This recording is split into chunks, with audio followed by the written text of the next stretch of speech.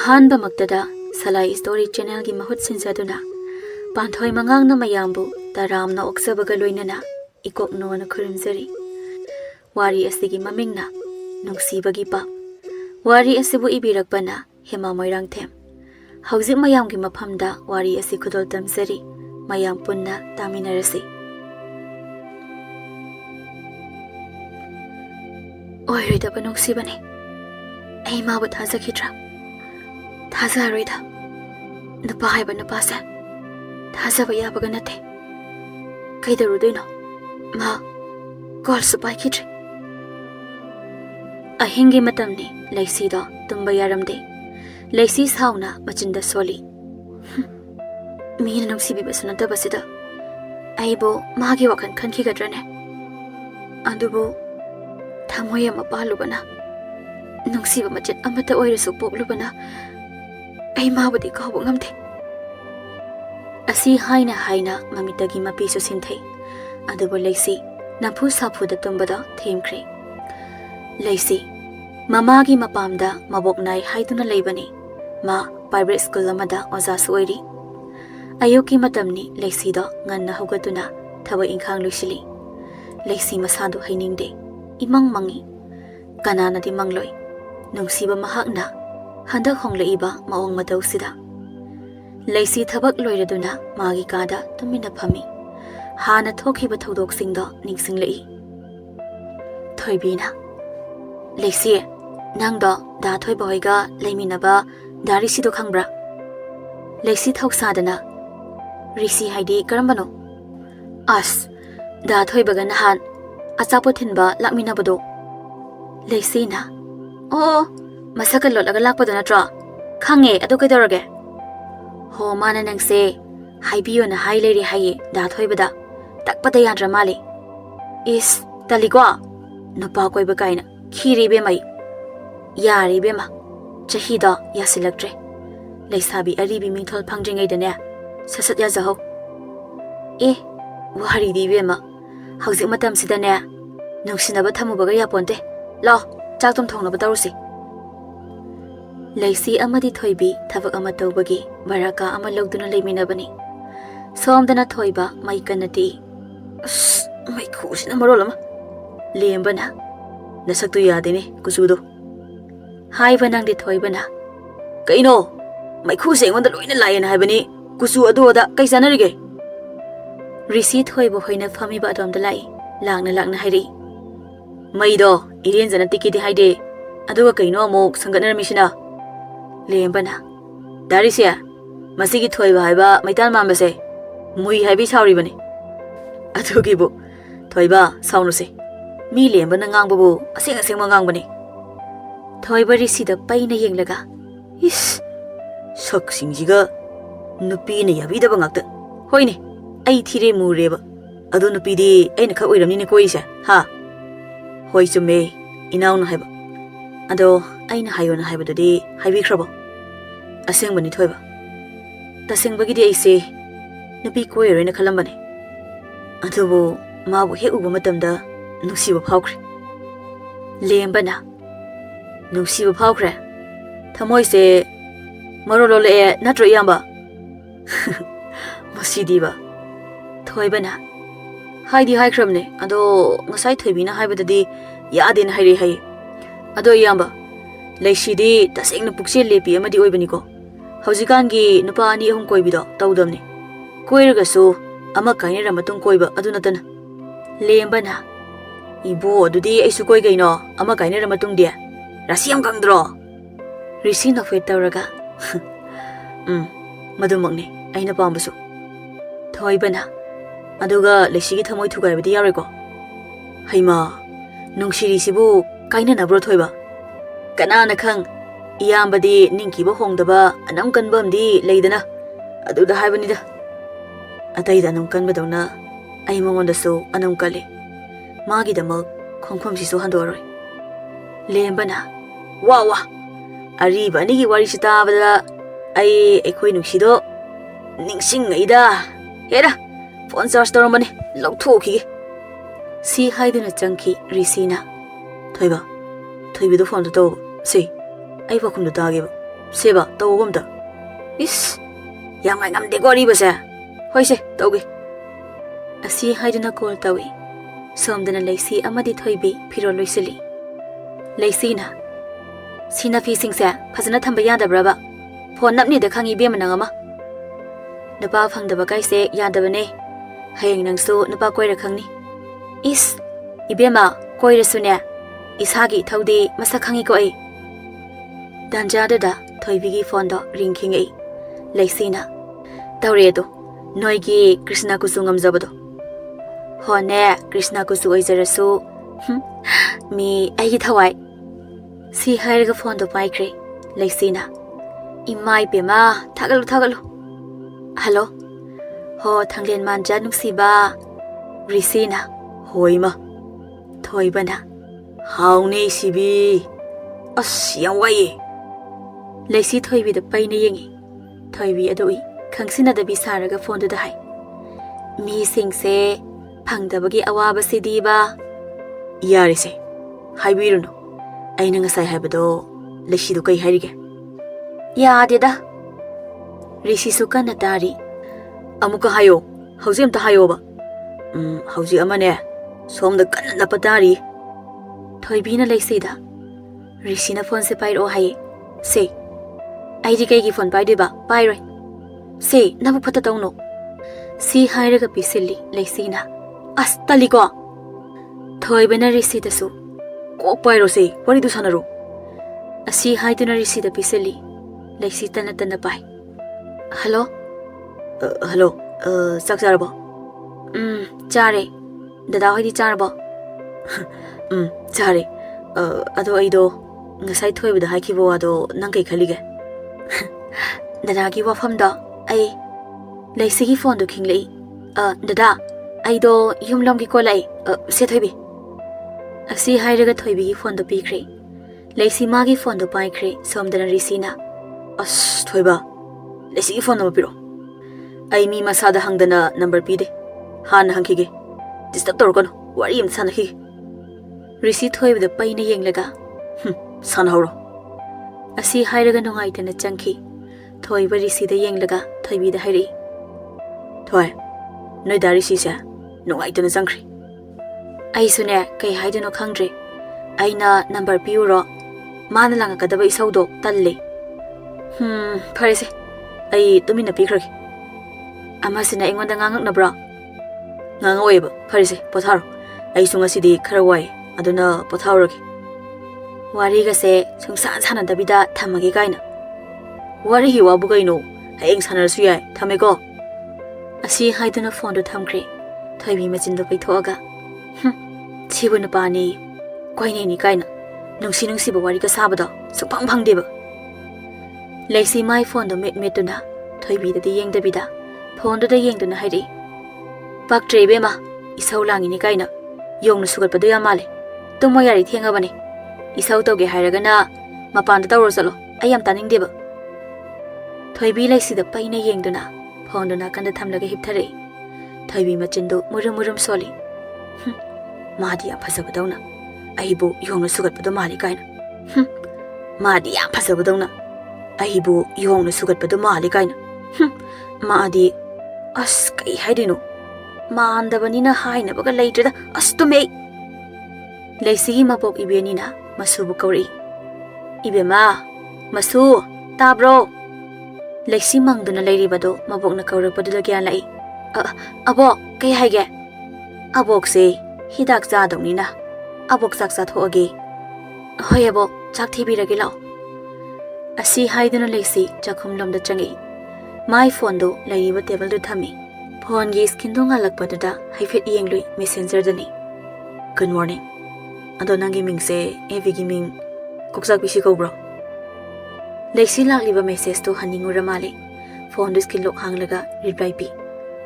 Hangliba mingse ai gi ming ne. Asi thakhraga phone do seliba phanek to da yepki aduga mabogi sak thiri. Namidangi matamni ibeni masanapiga wari sanari.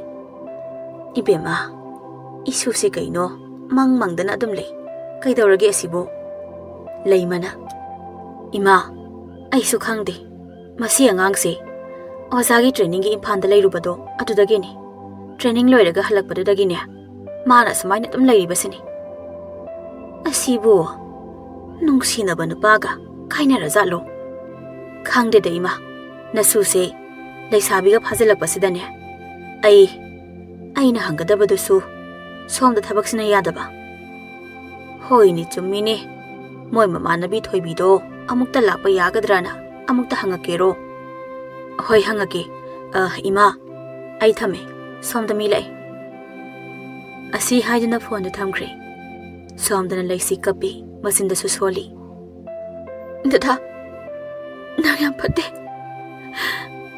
ꯅꯪꯅ ꯍꯟꯗꯛ ꯍꯣꯡꯂꯛꯏꯕ ꯈꯣꯡꯁꯤ ꯀꯩꯅꯣ ꯑꯁꯤ ꯍꯥꯏꯔꯒ ꯂꯩꯁꯤ ꯐꯣꯟꯗꯨ ꯇꯧꯏ ꯑꯗꯨꯕꯨ ꯑꯣꯐ ꯂꯩꯈ꯭ꯔꯦ ꯂꯩꯁꯤ ꯋꯥꯈꯟꯗꯅꯤ ꯔꯤꯁꯤ ꯑꯃꯗꯤ ꯂꯩꯁꯤ ꯋꯥꯔꯤ ꯇꯞꯅ ꯇꯞꯅ ꯁꯥꯟꯅꯕ ꯍꯧꯔꯛꯏ ꯐꯣꯟꯗꯅꯤ ꯂꯩꯁꯤ ꯀꯩ ꯍꯥꯏꯒꯦ ꯅꯪꯒꯤ ꯑꯗꯨꯒꯤ ꯈꯨꯈꯨꯝꯗꯨꯗꯅꯤ ꯑꯩꯅ ꯅꯪꯁꯦ ꯈꯛꯅꯨꯡ ꯅꯨꯡꯁꯤꯔꯤꯁꯦ ꯑꯍꯣ ꯑꯩꯒꯤ ꯁꯤꯒꯤ ꯈꯨꯈꯨꯝꯁꯤꯗ ꯅꯨꯡꯁꯤꯔꯤꯕ ꯃꯥꯅꯤ ꯂꯝꯍꯦꯟꯕꯤ ꯏꯁ ꯑꯩꯅ ꯀꯥꯏꯗ ꯂꯝꯍꯦꯜꯂꯤꯕ ꯍꯦꯜꯂꯤ ꯑꯁꯤ ꯍꯥꯏꯗꯨꯅ ꯔꯤꯁꯤ ꯊꯣꯏꯕ ꯑꯃꯗꯤ ꯂꯦꯝꯕꯅ ꯍꯤꯞꯂꯤꯕ ꯐꯃꯨꯡ ꯑꯗꯨꯗ ꯍꯤꯞꯄꯛꯏ ꯐꯩꯖꯨꯞꯇꯨ ꯍꯦꯛ ꯁꯨꯞꯀꯦ ꯇꯧꯕꯒ ꯐꯩꯖꯨꯞꯇꯨ ꯍꯥꯏꯗꯣꯔꯛꯏ ꯔꯤꯁꯤꯅ ꯁꯥꯎꯅ ꯅꯣꯏꯅꯤꯗꯤ ꯐꯖꯅ ꯄꯨꯝꯃꯤꯅꯦ ꯊꯣꯏꯕ ꯊꯧꯁꯥꯗꯕꯤ ꯔꯤꯁꯤꯗ ꯌꯦꯡꯉꯛꯏ ꯂꯦꯝꯕꯅ ꯃꯇꯥꯡ ꯌꯥꯝ ꯆꯥꯗꯅ ꯐꯩꯖꯨꯞ ꯍꯥꯏꯗꯣꯔꯛꯄꯩ ꯗꯁꯥꯅꯤ ꯏꯌꯥꯝꯕ ꯅꯅꯥꯎ ꯑꯩꯅ ꯊꯥꯗꯣꯛꯈꯤꯕ ꯃꯅꯝꯅꯤ ꯅꯨꯡꯁꯤꯗ꯭ꯔꯥ ꯊꯣꯏꯕ ꯂꯦꯝꯕꯒꯤ ꯂꯨꯈꯝꯗ ꯄꯥꯛ ꯂꯥꯎꯅ ꯊꯥꯔꯒ ꯑꯗꯨꯅꯅꯦ ꯍꯧꯖꯤꯛꯐꯥꯎ ꯅꯨꯄꯤꯅ ꯌꯥꯕꯤꯗꯣꯏꯗꯣ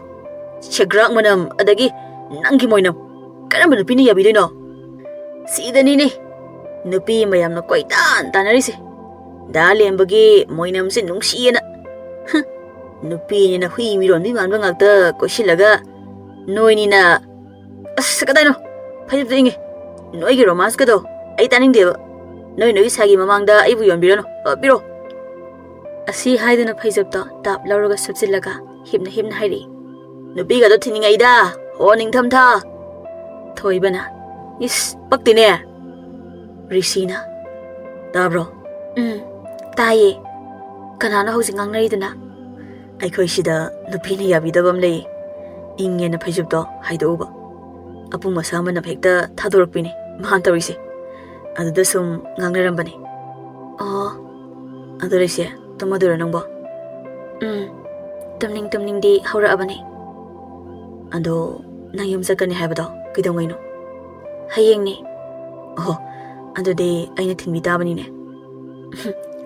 ꯍꯣꯏ ꯊꯤꯟꯒꯅꯨ ꯍꯥꯏꯔꯣ ꯍꯥꯏꯗꯤꯌꯦ ꯊꯤꯟꯕꯤꯌꯣ ꯑꯗꯨꯅꯤꯗꯅ ꯊꯣꯏꯕꯤ ꯌꯥꯎꯋꯜꯂꯛꯏ ꯃꯃꯤꯠꯇꯨ ꯐꯠꯄ ꯉꯛꯄꯗ ꯂꯩꯁꯤꯅ ꯅꯣꯛ ꯅꯣꯛꯇꯅ ꯋꯥꯔꯤ ꯁꯥꯔꯤꯕꯗꯨ ꯊꯣꯏꯕꯤꯅ ꯏꯉꯛꯉꯛꯅ ꯈꯣꯟ ꯈꯤꯇꯪ ꯀꯜꯂꯞꯅ ꯂꯩꯁꯤ ꯊꯣꯏꯕꯤꯒꯤ ꯈꯨꯀꯧꯗꯨꯗ ꯂꯩꯁꯤꯗꯣ ꯈꯪꯅ ꯐꯣꯟꯗꯨ ꯄꯥꯏꯔꯝꯕꯗꯒꯤ ꯐꯠ ꯇꯥꯈꯤ ꯏꯃꯥ ꯑꯁꯤ ꯍꯥꯏꯔꯒ ꯊꯣꯏꯕꯤꯗ ꯌꯦꯡꯉꯛꯏ ꯊꯣꯏꯕꯤ ꯀꯔꯤ ꯈꯨꯌꯦꯡꯅꯣ ꯑꯩ ꯃꯤꯍꯨꯟ ꯌꯥꯎꯗ꯭ꯔꯦ ꯊꯣꯏꯕꯤ ꯐꯃꯨꯡꯗꯩ ꯀꯨꯝꯊꯔꯒ ꯂꯩꯁꯤꯒꯤ ꯐꯣꯟꯗꯨ ꯈꯨꯡꯒꯠꯄꯤꯗꯨꯅ ꯊꯣꯏꯕꯤ ꯂꯩꯁꯤꯗ ꯌꯦꯡꯉꯒ ꯐꯣꯟꯗꯨ ꯄꯤ ꯂꯩꯁꯤ ꯊꯣꯏꯕꯤꯒꯤ ꯃꯇꯧꯗꯨꯗ ꯉꯛꯅ ꯌꯦꯡꯉꯤ ꯊꯣꯏꯕꯤ ꯃꯥꯅ ꯄꯤꯔꯤꯕ ꯐꯣꯟꯁꯦ ꯂꯧ ꯍꯥꯏꯗꯨꯅ ꯂꯩꯁꯤꯗ ꯁꯥꯏꯟ ꯇꯧꯏ ꯂꯩꯁꯤ ꯐꯣꯟꯗꯨ ꯂꯧꯒꯦ ꯇꯧꯕꯒ ꯔꯤꯁꯤꯒꯤ ꯐꯣꯟ ꯈꯤꯡꯉꯛꯏ ꯊꯣꯏꯕꯤ ꯄꯤꯒꯦ ꯇꯧꯔꯝꯕ ꯐꯣꯟꯗꯣ ꯐꯣꯟ ꯔꯤꯡ ꯈꯤꯡꯉꯛꯏꯕ ꯃꯤꯗꯨ ꯀꯅꯥꯅꯣ ꯍꯥꯏꯅ ꯌꯦꯡꯉꯤ ꯗꯥ ꯔꯤꯁꯤ ꯊꯣꯏꯕꯤ ꯉꯛꯅ ꯂꯩꯁꯤꯗ ꯑꯃꯨꯛ ꯌꯦꯡꯉꯤ ꯐꯣꯟꯗ ꯑꯃꯨꯛ ꯌꯦꯡ ꯇꯧꯗꯨꯅ ꯂꯩ ꯂꯩꯁꯤ ꯊꯣꯏꯕꯤꯗꯒꯤ ꯐꯣꯟꯗꯨ ꯃꯨꯜꯂꯒ ꯂꯧꯏ ꯑꯗꯨꯒ ꯊꯣꯏꯕꯤꯗ ꯍꯥꯏꯐꯦꯠ ꯌꯦꯡꯂꯒ ꯁꯣꯅꯣ ꯆꯨꯔꯕ ꯅꯪ ꯇꯨꯝꯃꯨꯕꯗꯩ ꯑꯁꯤ ꯍꯥꯏꯔꯝꯂꯒ ꯐꯃꯨꯡꯗ ꯀꯥꯈꯠꯈ꯭ꯔꯦ ꯊꯣꯏꯕꯤ ꯃꯣꯡ ꯍꯥꯗꯅ ꯀꯩꯝ ꯍꯥꯏꯗꯕꯤ ꯃꯥꯒꯤ ꯇꯨꯝꯐꯝꯗꯨꯗ ꯆꯪꯉꯛꯏ ꯑꯗꯨꯒ ꯂꯩꯁꯤꯗ ꯅꯣꯛꯐꯦꯠ ꯇꯧꯔꯝꯂꯒ ꯍꯤꯞꯊꯈ꯭ꯔꯦ ꯂꯩꯁꯤ ꯉꯁꯤꯒꯤ ꯊꯣꯏꯕꯤꯒꯤ ꯃꯇꯧꯁꯤꯗ ꯑꯉꯛꯄ ꯑꯃ ꯐꯥꯎꯔꯤ ꯔꯤꯁꯤ ꯐꯣꯟꯗꯅꯤ ꯂꯩꯁꯤ ꯀꯩꯗꯧꯔꯒꯦ ꯍꯥ ꯀꯩꯝ ꯇꯧꯗꯦ 이회만 낭아마네 가사이데게 이나 거울이버세 따데바 낭아마 ꯀꯩꯝ ꯇꯧꯗꯤꯌꯦ ꯑꯩꯗꯣ ꯇꯥꯍꯧꯗ꯭ꯔꯦ ꯊꯣꯏꯕꯤꯁꯦ ꯉꯥꯎꯔꯕ ꯀꯩꯅꯣꯝ ꯇꯧꯔꯦ ꯑꯩꯗꯤ ꯅꯣꯏ ꯇꯨꯃꯤꯟ ꯂꯩꯈꯤꯕꯗꯨꯗ ꯀꯩꯗꯧꯈ꯭ꯔꯕꯅꯣ ꯈꯜꯂꯨꯏꯅꯤ ꯅꯨꯃꯤꯠꯇꯤ ꯁꯨꯝ ꯍꯧꯈꯤ ꯉꯁꯤꯅꯤ ꯂꯩꯁꯤꯅ ꯃꯌꯨꯝꯗ ꯆꯠꯀꯗꯕ ꯅꯨꯃꯤꯠꯇꯣ ꯃꯥꯒꯤ ꯗꯥꯔꯤꯁꯤꯒꯁꯨ ꯑꯍꯥꯟꯕ ꯎꯅꯕ ꯑꯣꯏꯒꯗꯧꯔꯤꯕꯅꯤ ꯂꯩꯁꯤ ꯃꯤꯡꯁꯦꯜ ꯃꯃꯥꯡꯗ ꯈꯔ ꯀꯦꯁꯤꯜꯂꯤ ꯊꯣꯏꯕꯤ ꯂꯩꯁꯤꯒꯤ ꯃꯅꯥꯛꯇ ꯐꯝꯂꯒ ꯃꯥꯒꯤ ꯐꯣꯟꯗꯣ ꯃꯦꯠꯅ ꯃꯦꯠꯅ ꯍꯥꯏꯔꯛꯏ ꯃꯤ ꯃꯆꯥꯗꯤ ꯐꯥꯔꯁ ꯗꯦꯠ ꯑꯣꯏꯕꯩꯔꯥ ꯀꯩꯅꯣ ꯌꯥꯝ ꯀꯦꯀꯣ ꯂꯩꯁꯤ ꯊꯣꯏꯕꯤꯗ ꯅꯐꯦꯠ ꯇꯧꯅ ꯌꯦꯡꯂꯒ First date oibaine kerisi. Second date na hena kedoine. Midi yaningdaba saraga manungde hekta yaramiko. Matamana lakbana yadaba zani sisu.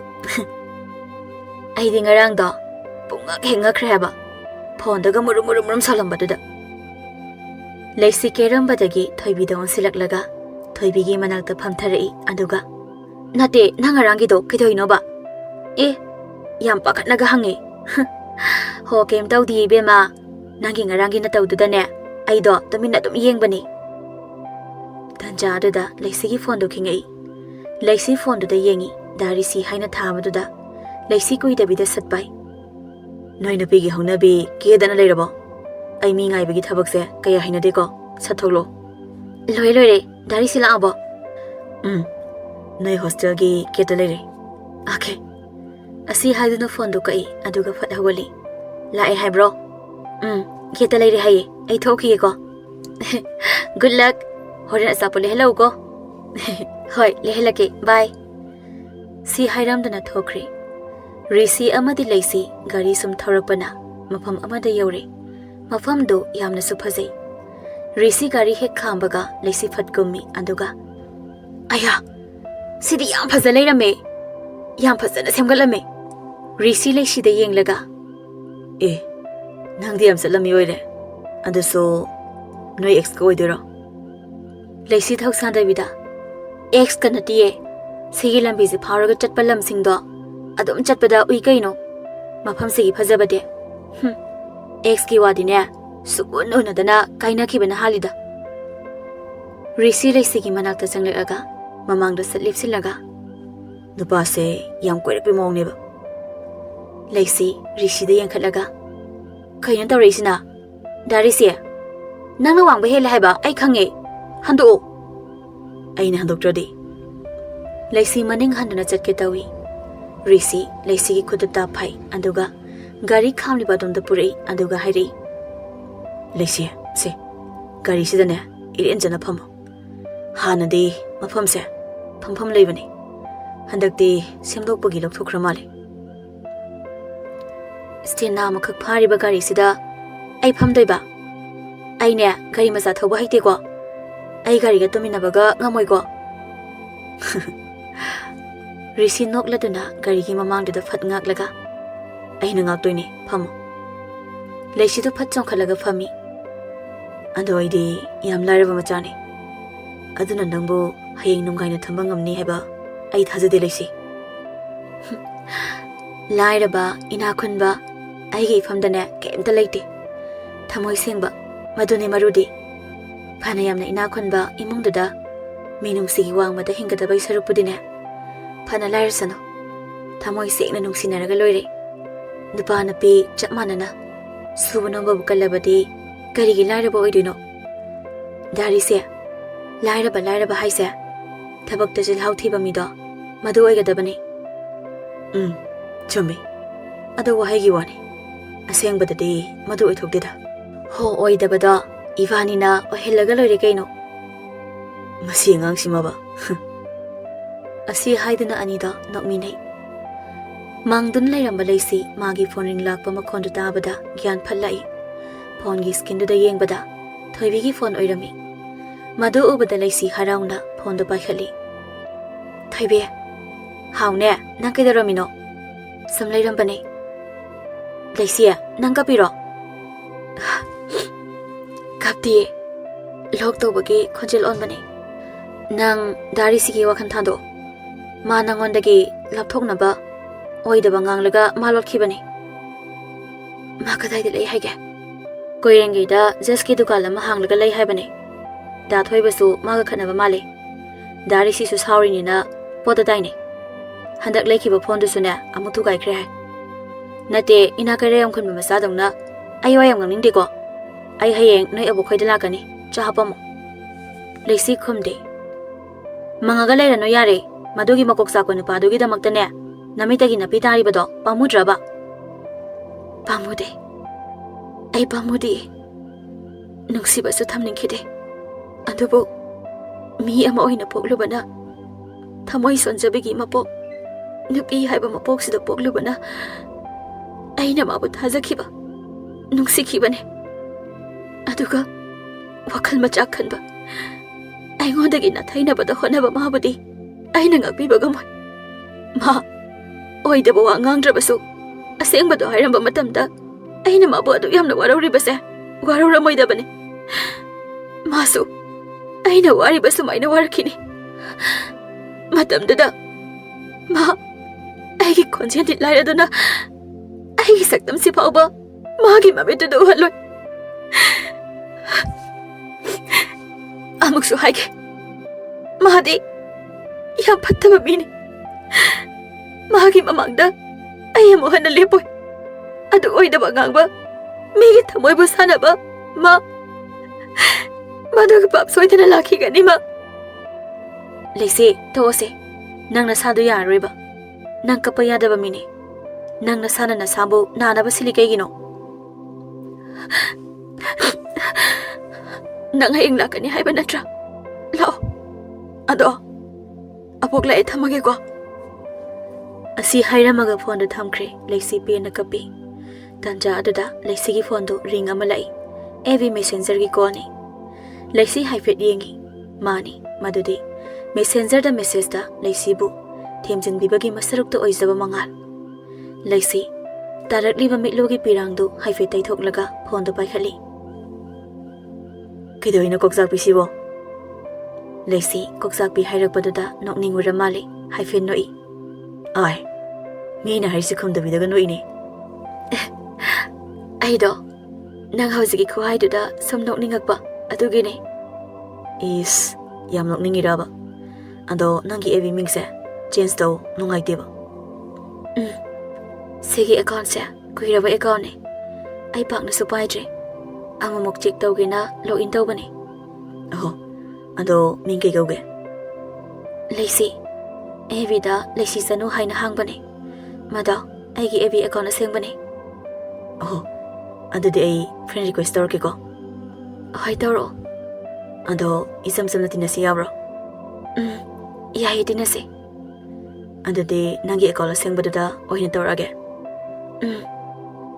ꯈꯛꯇ ꯍꯣꯏ ꯊꯝꯃꯦꯀꯣ ꯑꯁꯤ ꯍꯥꯏꯔꯒ ꯊꯝꯈ꯭ꯔꯦ ꯂꯩꯁꯤ ꯃꯥꯒꯤ ꯐꯣꯟꯗꯣ ꯆꯥꯔꯖ ꯇꯧꯁꯤꯜꯂꯝꯃꯒ ꯊꯣꯛꯈ꯭ꯔꯦ ꯂꯩꯁꯤ ꯔꯤꯁꯤꯒꯤ ꯋꯥꯈꯜ ꯀꯥꯎꯅꯕ ꯍꯣꯠꯅꯕ ꯑꯣꯏꯅ ꯇꯞꯅ ꯇꯞꯅ ꯃꯉꯥꯜꯒ ꯋꯥꯔꯤ ꯁꯥꯟꯅꯕ ꯍꯧꯔꯛꯏ ꯃꯈꯣꯏ ꯑꯅꯤ ꯐ꯭ꯔꯦꯟ ꯑꯣꯏꯅ ꯐꯖꯅ ꯇꯤꯟꯅꯔꯤ ꯃꯉꯥꯜꯁꯨ ꯃꯥꯒꯤ ꯋꯥꯔꯤ ꯂꯩꯁꯤꯗ ꯁꯤꯌꯔ ꯇꯧꯏ ꯂꯩꯁꯤꯁꯨ ꯑꯗꯨꯝ ꯃꯉꯥꯏ ꯑꯗꯨꯕꯨ ꯃꯉꯥꯜꯒꯤ ꯊꯃꯣꯏꯗ ꯂꯩꯁꯤꯕꯨ ꯅꯨꯡꯁꯤꯕꯒꯤ ꯃꯃꯤ ꯑꯃꯗꯤ ꯇꯥꯕ ꯍꯧꯔꯛꯈꯤ ꯂꯩꯁꯤꯗꯤ ꯃꯉꯥꯜꯁꯦ ꯃꯥꯒꯤ ꯃꯔꯨꯞ ꯑꯃꯅꯤ ꯈꯟꯅ ꯅꯨꯡꯁꯤ ꯃꯥꯅ ꯃꯉꯥꯜꯁꯦ ꯃꯔꯨꯞ ꯑꯃꯗꯧꯅ ꯌꯥꯝꯅ ꯅꯨꯡꯁꯤꯔꯤꯕꯁꯤ ꯀꯔꯤ ꯑꯃꯠꯇꯒꯤ ꯅꯠꯇꯦ ꯃꯉꯥꯜꯁꯤ ꯃꯃꯥꯅ ꯃꯌꯥꯡꯅꯤ ꯃꯄꯥꯅ ꯃꯩꯇꯩꯅꯤ ꯃꯄꯥꯅꯧꯅ ꯀꯥꯏꯅꯈ꯭ꯔꯦ ꯃꯃꯥꯒꯤ ꯃꯄꯥꯝ ꯗꯨꯕꯥꯏꯗ ꯂꯩꯕꯅꯤ ꯃꯉꯥꯜꯒꯤ ꯏꯃꯨꯡ ꯅꯨꯡꯉꯥꯏ ꯑꯋꯥꯠꯄ ꯂꯩꯇꯦ ꯃꯄꯥ ꯃꯄꯨꯅ ꯀꯩꯔꯛ ꯊꯥꯕꯤꯔꯝꯕ ꯑꯣꯏꯕꯅ ꯗꯨꯕꯥꯏꯗ ꯃꯁꯥꯒꯤ ꯀꯝꯄꯅꯤ ꯆꯥꯎꯅ ꯇꯧꯗꯨꯅ ꯂꯩꯕꯅꯤ ꯃꯗꯨ ꯄꯨꯝꯅꯃꯛ ꯂꯩꯁꯤꯗ ꯋꯥꯔꯤ ꯂꯤꯔꯝꯃꯤ ꯅꯨꯃꯤꯗꯥꯡꯒꯤ ꯃꯇꯝꯅꯤ ꯃꯉꯥꯜ ꯂꯩꯁꯤꯗ ꯀꯣꯜ ꯇꯧꯔꯛꯏ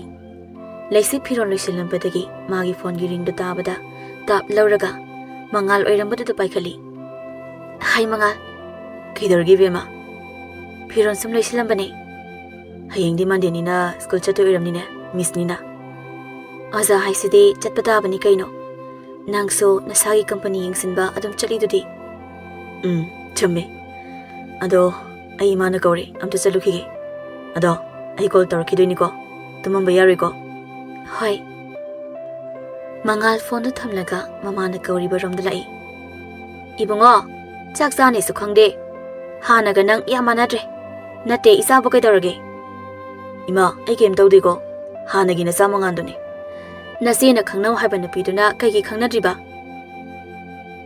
ꯃꯉꯥꯜ ꯆꯤꯌꯔꯗꯨ ꯆꯤꯡꯊꯣꯛꯇꯨꯅ ꯐꯝꯂꯒ ꯁꯣꯔ ꯑꯁꯥꯡꯕ ꯑꯃ ꯍꯣꯟꯗꯣꯛꯂꯒ ꯏꯃꯥ ꯑꯩꯈꯣꯏ ꯆꯦꯅ ꯁꯤꯜꯂꯤꯕ ꯅꯨꯄꯤꯗꯣ ꯃꯗꯨ ꯁꯣꯛꯉꯧ ꯆꯨꯕꯗꯧꯅ ꯇꯧꯋꯦ ꯑꯩ ꯍꯩꯅꯗꯦ ꯑꯦ ꯀꯃꯥꯏꯅ ꯆꯨꯔꯤꯕ ꯅꯍꯥꯟꯗꯣ ꯑꯩꯈꯣꯏ ꯀꯝꯄꯅꯤꯗ ꯃꯤꯇꯤꯡ ꯀꯟꯅ ꯇꯧꯔꯤꯉꯩ ꯇꯥꯟꯖꯥꯗꯨꯗ ꯐꯣꯟꯁꯦ ꯇꯧꯔꯤ ꯍꯣꯏ ꯃꯥ ꯑꯩ ꯋꯥꯔꯤ ꯁꯥꯟꯅꯕꯗ ꯉꯥꯏꯔꯤꯕꯅꯦ ꯅꯨꯡꯁꯤꯅꯕꯗꯤ ꯅꯠꯇꯦꯗꯅ ꯑꯗꯨꯒ ꯑꯩꯁꯦ ꯃꯤꯇꯤꯡꯗꯨꯗꯒꯤ ꯈꯤꯇꯪ ꯊꯣꯛꯂꯛꯑꯒ ꯃꯤꯇꯤꯡꯒꯤ ꯃꯐꯝꯅꯤ ꯃꯉꯥꯜꯒꯤ ꯀꯣꯜ ꯂꯥꯛꯄꯗꯨꯗ ꯃꯉꯥꯜ ꯐꯠ ꯍꯧꯒꯠꯂꯒ ꯐꯣꯟꯗꯨ ꯄꯥꯏ ꯍꯜꯂꯣ ꯀꯩꯗꯧꯔꯤꯅꯣ Linthoi, aisi meeting tawri. Aduna ngihak lega tawrkeko. Asi hairaga call du kaklaga changai.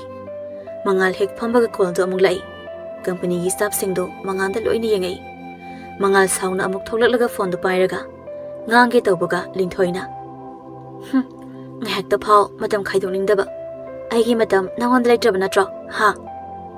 Mangal lambitu lauthoklaga wakhanda. Kainoni namai wakhalside. Aduga mangal mong hadana kumai nakphetawna. Linthoi, you are my friend. Aduga isa, nangi boyfriend nate. Ay nangwanda nungsi haikibsu leite.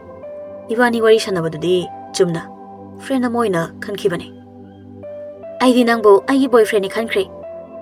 Thame, konsaga saga tawrkano. Napi ama oidi liri khuribu tamo. Ay thame. Asi hairaga maso sauraga thamkre.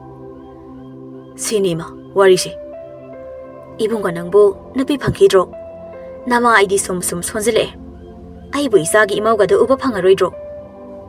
Mangal chak chaba hogi tawrambani mamana adumna hairakpaduda mamada yengai. Mamadu masagi mityeng ado gyan taraduna charo. Asi haiduna mama adusu chaba hokre. Mangal chak chaba loiraduna magi kada changai. Tebangda lairiba file singdo Sierra singthoklaga check tawri. Nakanda lariba laptop tusu on tawi. File check tawba loiraduna laptop on tawraga evirom da amuk changi. Story dani laisi chano. Magi photo ama update tawri isai amasu happy. Pamdi pambati not ba nungsi haiba ngamdaba haiba isai duni. Manga nofet tawraga love like toksili. Wakhanda khali. Punsida nabi koi yarakta isa. Ngasi nanga thengnarubadai. Nungshiba karino haibase ai khangi. Andubu nafamdadi haidokiroi. Khangankiroi. Khangalagana harau wari sanarise phangdabasu yai. Maramdi nangdi nupa haiba nupa se thajaba haitrena haibanina. Asi khana bek phat tawraga off toksilamaga magi famung nakanda charge tawduna laiba phone du phat lawraga hiptharaga leisida call tawri. Laisi tumlambadagi phone lakpadu taraduna mangal oirambaduda paikhalai. Hello kaina tumaboi bema. Tamure kaino tamdriba manga. Tamdriye. Ado angang na ming sekalagano. Adudi dangan kau hairo. Angang zaijani dangan kaina. Adudi kai kau haino listening bo. Abema haungne Yamunggo. Ay abemada haidokdaba ama leire. Ngasidi haidoge. Aise RK ni. Every name dadi haptabani. Oh, RK koksak patare. Aina khaleba. Mase makokta kitang tawe na khaleba. Masidi ba. Ado yambung hainam ta kauro. Yambung haungne. Ado nang tumningi haidai tumoko. Mangan galaxiga namit khuding line samduna adum tumi. Amana su amagi phone kaknade karigibu oirigaba. Mangal tapna. Abema. Mangal leisina tumkhre khangdoisi. Mana kaubada leisina humkhumlakpasidani. Mangal magi phone screen da thokliba leisigi photo da yenglaga tapna. Nungsibana. Tapna soli mangal amusu nofet tawze. Wakhanda sukhali. Mane. Nangdi ahi thamogi mapudune. Asuk nungshiba nangdi ahi yaibine. Thawai. Asi hairaga tumina nokse. Mangal phone da amuk yenglaga pakhana. Amuk daramdana ne. Thina ngangtana. Masi tabra tadabri yengi. Bema. Handakti khumaktre mangal tapna soli. Dadri. Tumgra male. Aishu tumake. Asi haidana phone gi skin da leisigi photo du haifet yenglaga nafet tawraga tumkre. Nangthilgi matamni lambidani thoibana. Natune. Aingonda ka kaimta hairamdabi. Exam hekta chatleramiba. Kamai tawbuno bosi. Aikhoi sanai bungwadi phone do yam paibani nako. Handom da. Hando kaina. Handoi. Nangi kai khangdabada tawrakano. I am Soningida. Kusimari Chaligo. Asi hairaga thoibada makuta thi. Nakana tumina lepliba lembado.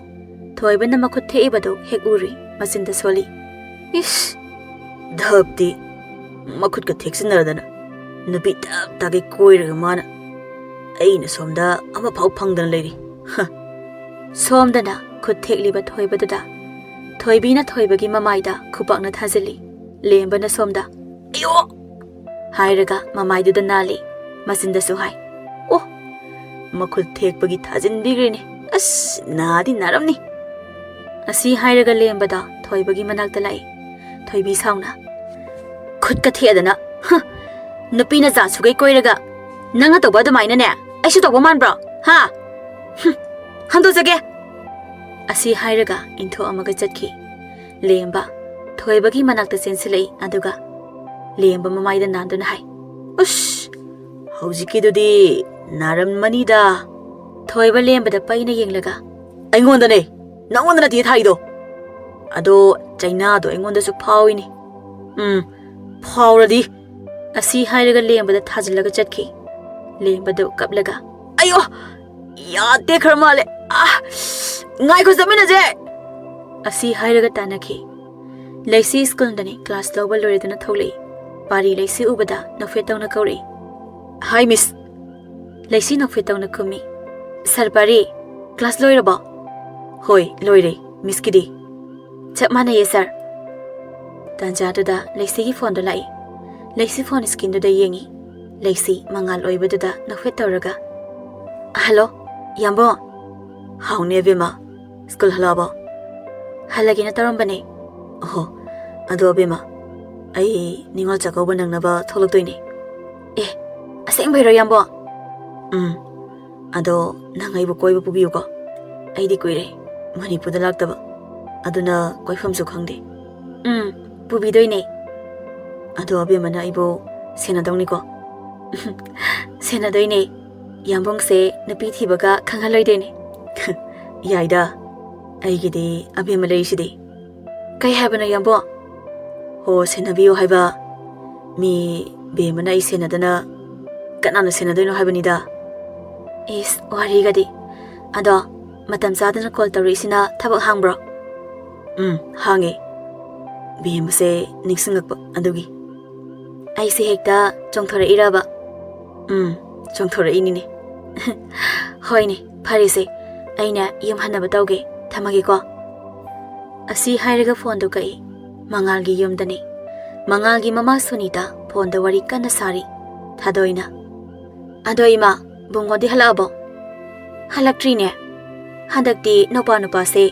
Hanaga yamanadre. Kaidaroge koi bungobo. Kanano khangdi. Phone da wari yam sane. Ahingsu tumdi. Aidine narakadra na supakhale. Kaino napiga koi rezalo. Adone noong mata napiga wari sanaw yadaba mana. Handak honga ibase imangakta bangamdi. Ima, bungodo angang natre. Masana bu pamzarabadi, nungsizaradi kaisu kaidida. Andubu magi ngangni ngangwai khangdaba wangang sangangdo. Adu tawradi ima, napido kuina chaloi ko. Adubadi noi arki gi hongnabini kaino. Mapa lawi no pase, haini hairoi khangdi. Ai phau wangang batali. Mana thabaka halakpase aine mai safamdo yengaga ne ngangabani. Ado handakti yam honge. Thabak halakpagi sangakpase bema kaina nungsinaga kawe haiba phonduda. Andudi phai kaino ima. Bema haiba. Ai bungoda hangtare. Hango kanano karino do sunya. Nangna Manipurda leibanina khara thijilo. Aidi ikaw kawi. Isu singdi. Tuition tawri. Ado phare ima aisu thamage. Dadasu halakpagi matam yaure. Hoi. Ado nadana bahot nauko. Napa nupasu hale. Ai wari amta sage thame ko. Asi hairaga phone do kai. Mangal magi phone do message ina nophet kasu tawri. Mangal magi kagi thongsil hek yaubaga mamana kauri. Bungo tabro. Mangal phat lepaga. Mamana kauri ba atom don silaklaga. Nophet tawna. Mamagi manakta sangsilaga phami. Kai hagi ma. Bema haisibu kanano. Mangal pakhalap tawraga. Lala tawna khumi. Manipur ni. Private school gi ozawai bane. Yam jame. Yam na supai. Isa bu lepabo.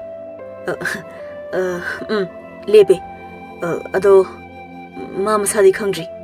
E ahing supa nongan ba phawari sanari dubo masa khangri haisibu taba yaba wasu khara ngangu ko. Ima be masa yam singi. Wa ngang thorakpada magun yam lei.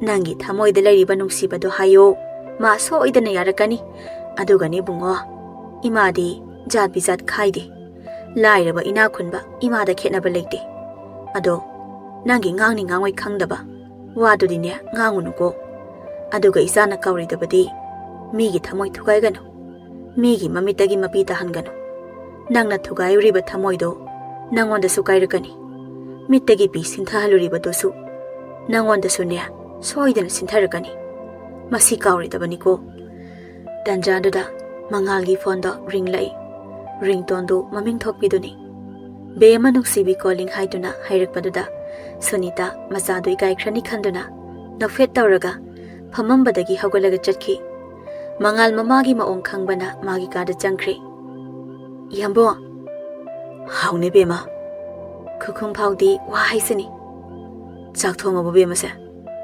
yambong hoidawna yahau thengbadi natabanina chaka do loiragane chaba phaw loikhre ngasaina ama do olamani masina ngangba simaba adudi fare ado yambong sune chak chana ba tawkhige ko ado tumamba yare ko tumamoi yambong hairam doine thamiko asi hairaga thamkhre somdana thoibana lemba tabro lemba do tum tharubane thoibana hodorakpaduda tabadi tai adubu tadaba sai khangni masi sukum khumoi masi siraba kaino khangdeba aine thoibina marol ama waiting ei koksi chak tawreba lemba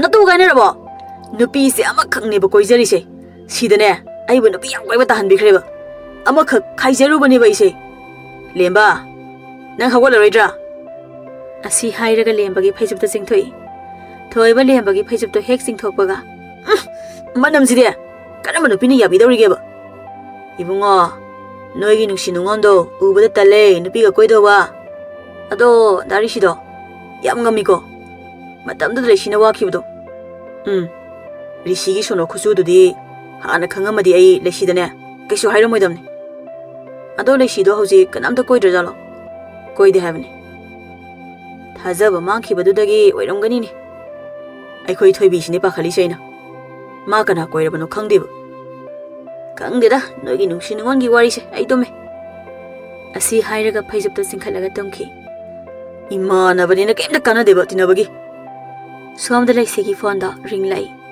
manga laisina phone pairaktabaduda tumkhrzalo message amuk thajali pema chamarakni tharido laisi makeup tholei phone gi skin donga lakpaduda yengi laisi pakhana phone da lauraga lok to hangi aduga aya asi hairaga laisi mangal da call tawi mangal su phone do paikhalei laisi tumabagi khonjal ga do siri tauna yambo ai di tum thaure mangal su nungsina hairi bema se tum leiramiraba leiramine ho bema abema haune kai ko kongno yambo sum nungsina kaubani nungshibai ha kaiba tasina dabasu yaroi aduga yadabasu yaroi ha karibuna yambo ho aise be mase yam nungsi ado nangi hanagi warisu ai khangi adubo ide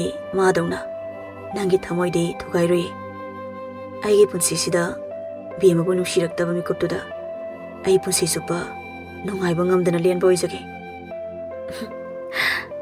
khallaroi thamlaroi na khankhre adubo ai yambongda asawbade uloi yambongna ai nungsibibagi damaktade ai yambongbu thagachari ado yambong ai de nungsinaba nupa thamningdre kanano thajaru doise thajaba mangkhraba ingonda yambongbu thajaba hoi thungnadaba tambangamba nate adubo yambong ai isana isambu amuk wahanba ai pamdre chumi bema nangna haribado ꯑꯩ ꯑꯣꯏꯔꯁꯨ ꯑꯗꯨꯒꯤ ꯋꯥꯍꯩꯗꯣ ꯍꯥꯏꯅꯤ ꯑꯗꯣ ꯃꯤꯁꯦ ꯑꯃꯒ ꯑꯃꯒ ꯃꯥꯟꯅꯧ ꯍꯥꯏꯕꯗꯤ ꯌꯥꯗꯕꯅꯤ ꯑꯗꯣ ꯑꯩ ꯕꯦꯝꯃꯕꯨꯗꯤ ꯋꯥꯍꯜꯂꯣꯏ ꯑꯩꯒꯤ ꯀꯩꯅ ꯃꯩꯁꯥꯁꯨ ꯂꯥꯡꯍꯜꯂꯣꯏ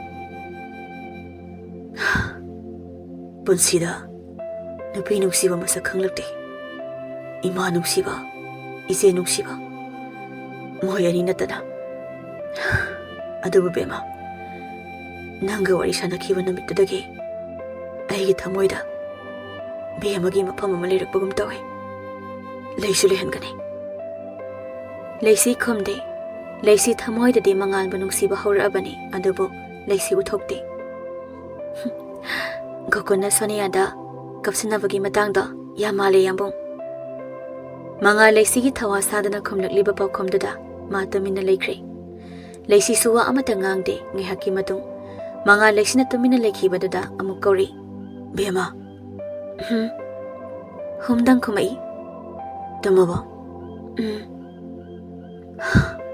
ꯁꯥꯎꯁꯤꯟꯅꯔꯒ ꯇꯨꯝꯈꯤꯕꯅꯤꯅꯦ ꯂꯩꯁꯤ ꯃꯪꯉꯣꯏ ꯍꯥꯎꯏ ꯍꯥꯏꯔꯛꯏ ꯑꯩ ꯁꯥꯎꯗꯦ ꯌꯥꯝꯕꯨꯡ ꯃꯉꯥꯜꯗꯤ ꯂꯩꯁꯤꯅ ꯍꯥꯏꯔꯛꯏꯕꯗꯣ ꯃꯪꯉꯣꯏ ꯍꯥꯏꯑꯣꯏ ꯍꯥꯏꯔꯤꯅꯦ ꯍꯥꯏꯕꯗꯤ ꯈꯪꯉꯝꯗꯦ ꯕꯦꯝꯃ ꯑꯩꯅ ꯌꯥꯝ ꯅꯨꯡꯁꯤꯌꯦ ꯇꯨꯝꯅꯤꯡꯉꯕꯣ ꯑꯩꯒꯤ ꯕꯦꯝꯃꯁꯦ ꯇꯨꯝꯅꯤꯡꯉꯦ ꯅꯨꯡꯁꯤꯕꯅ ꯅꯨꯡꯁꯤꯕꯅ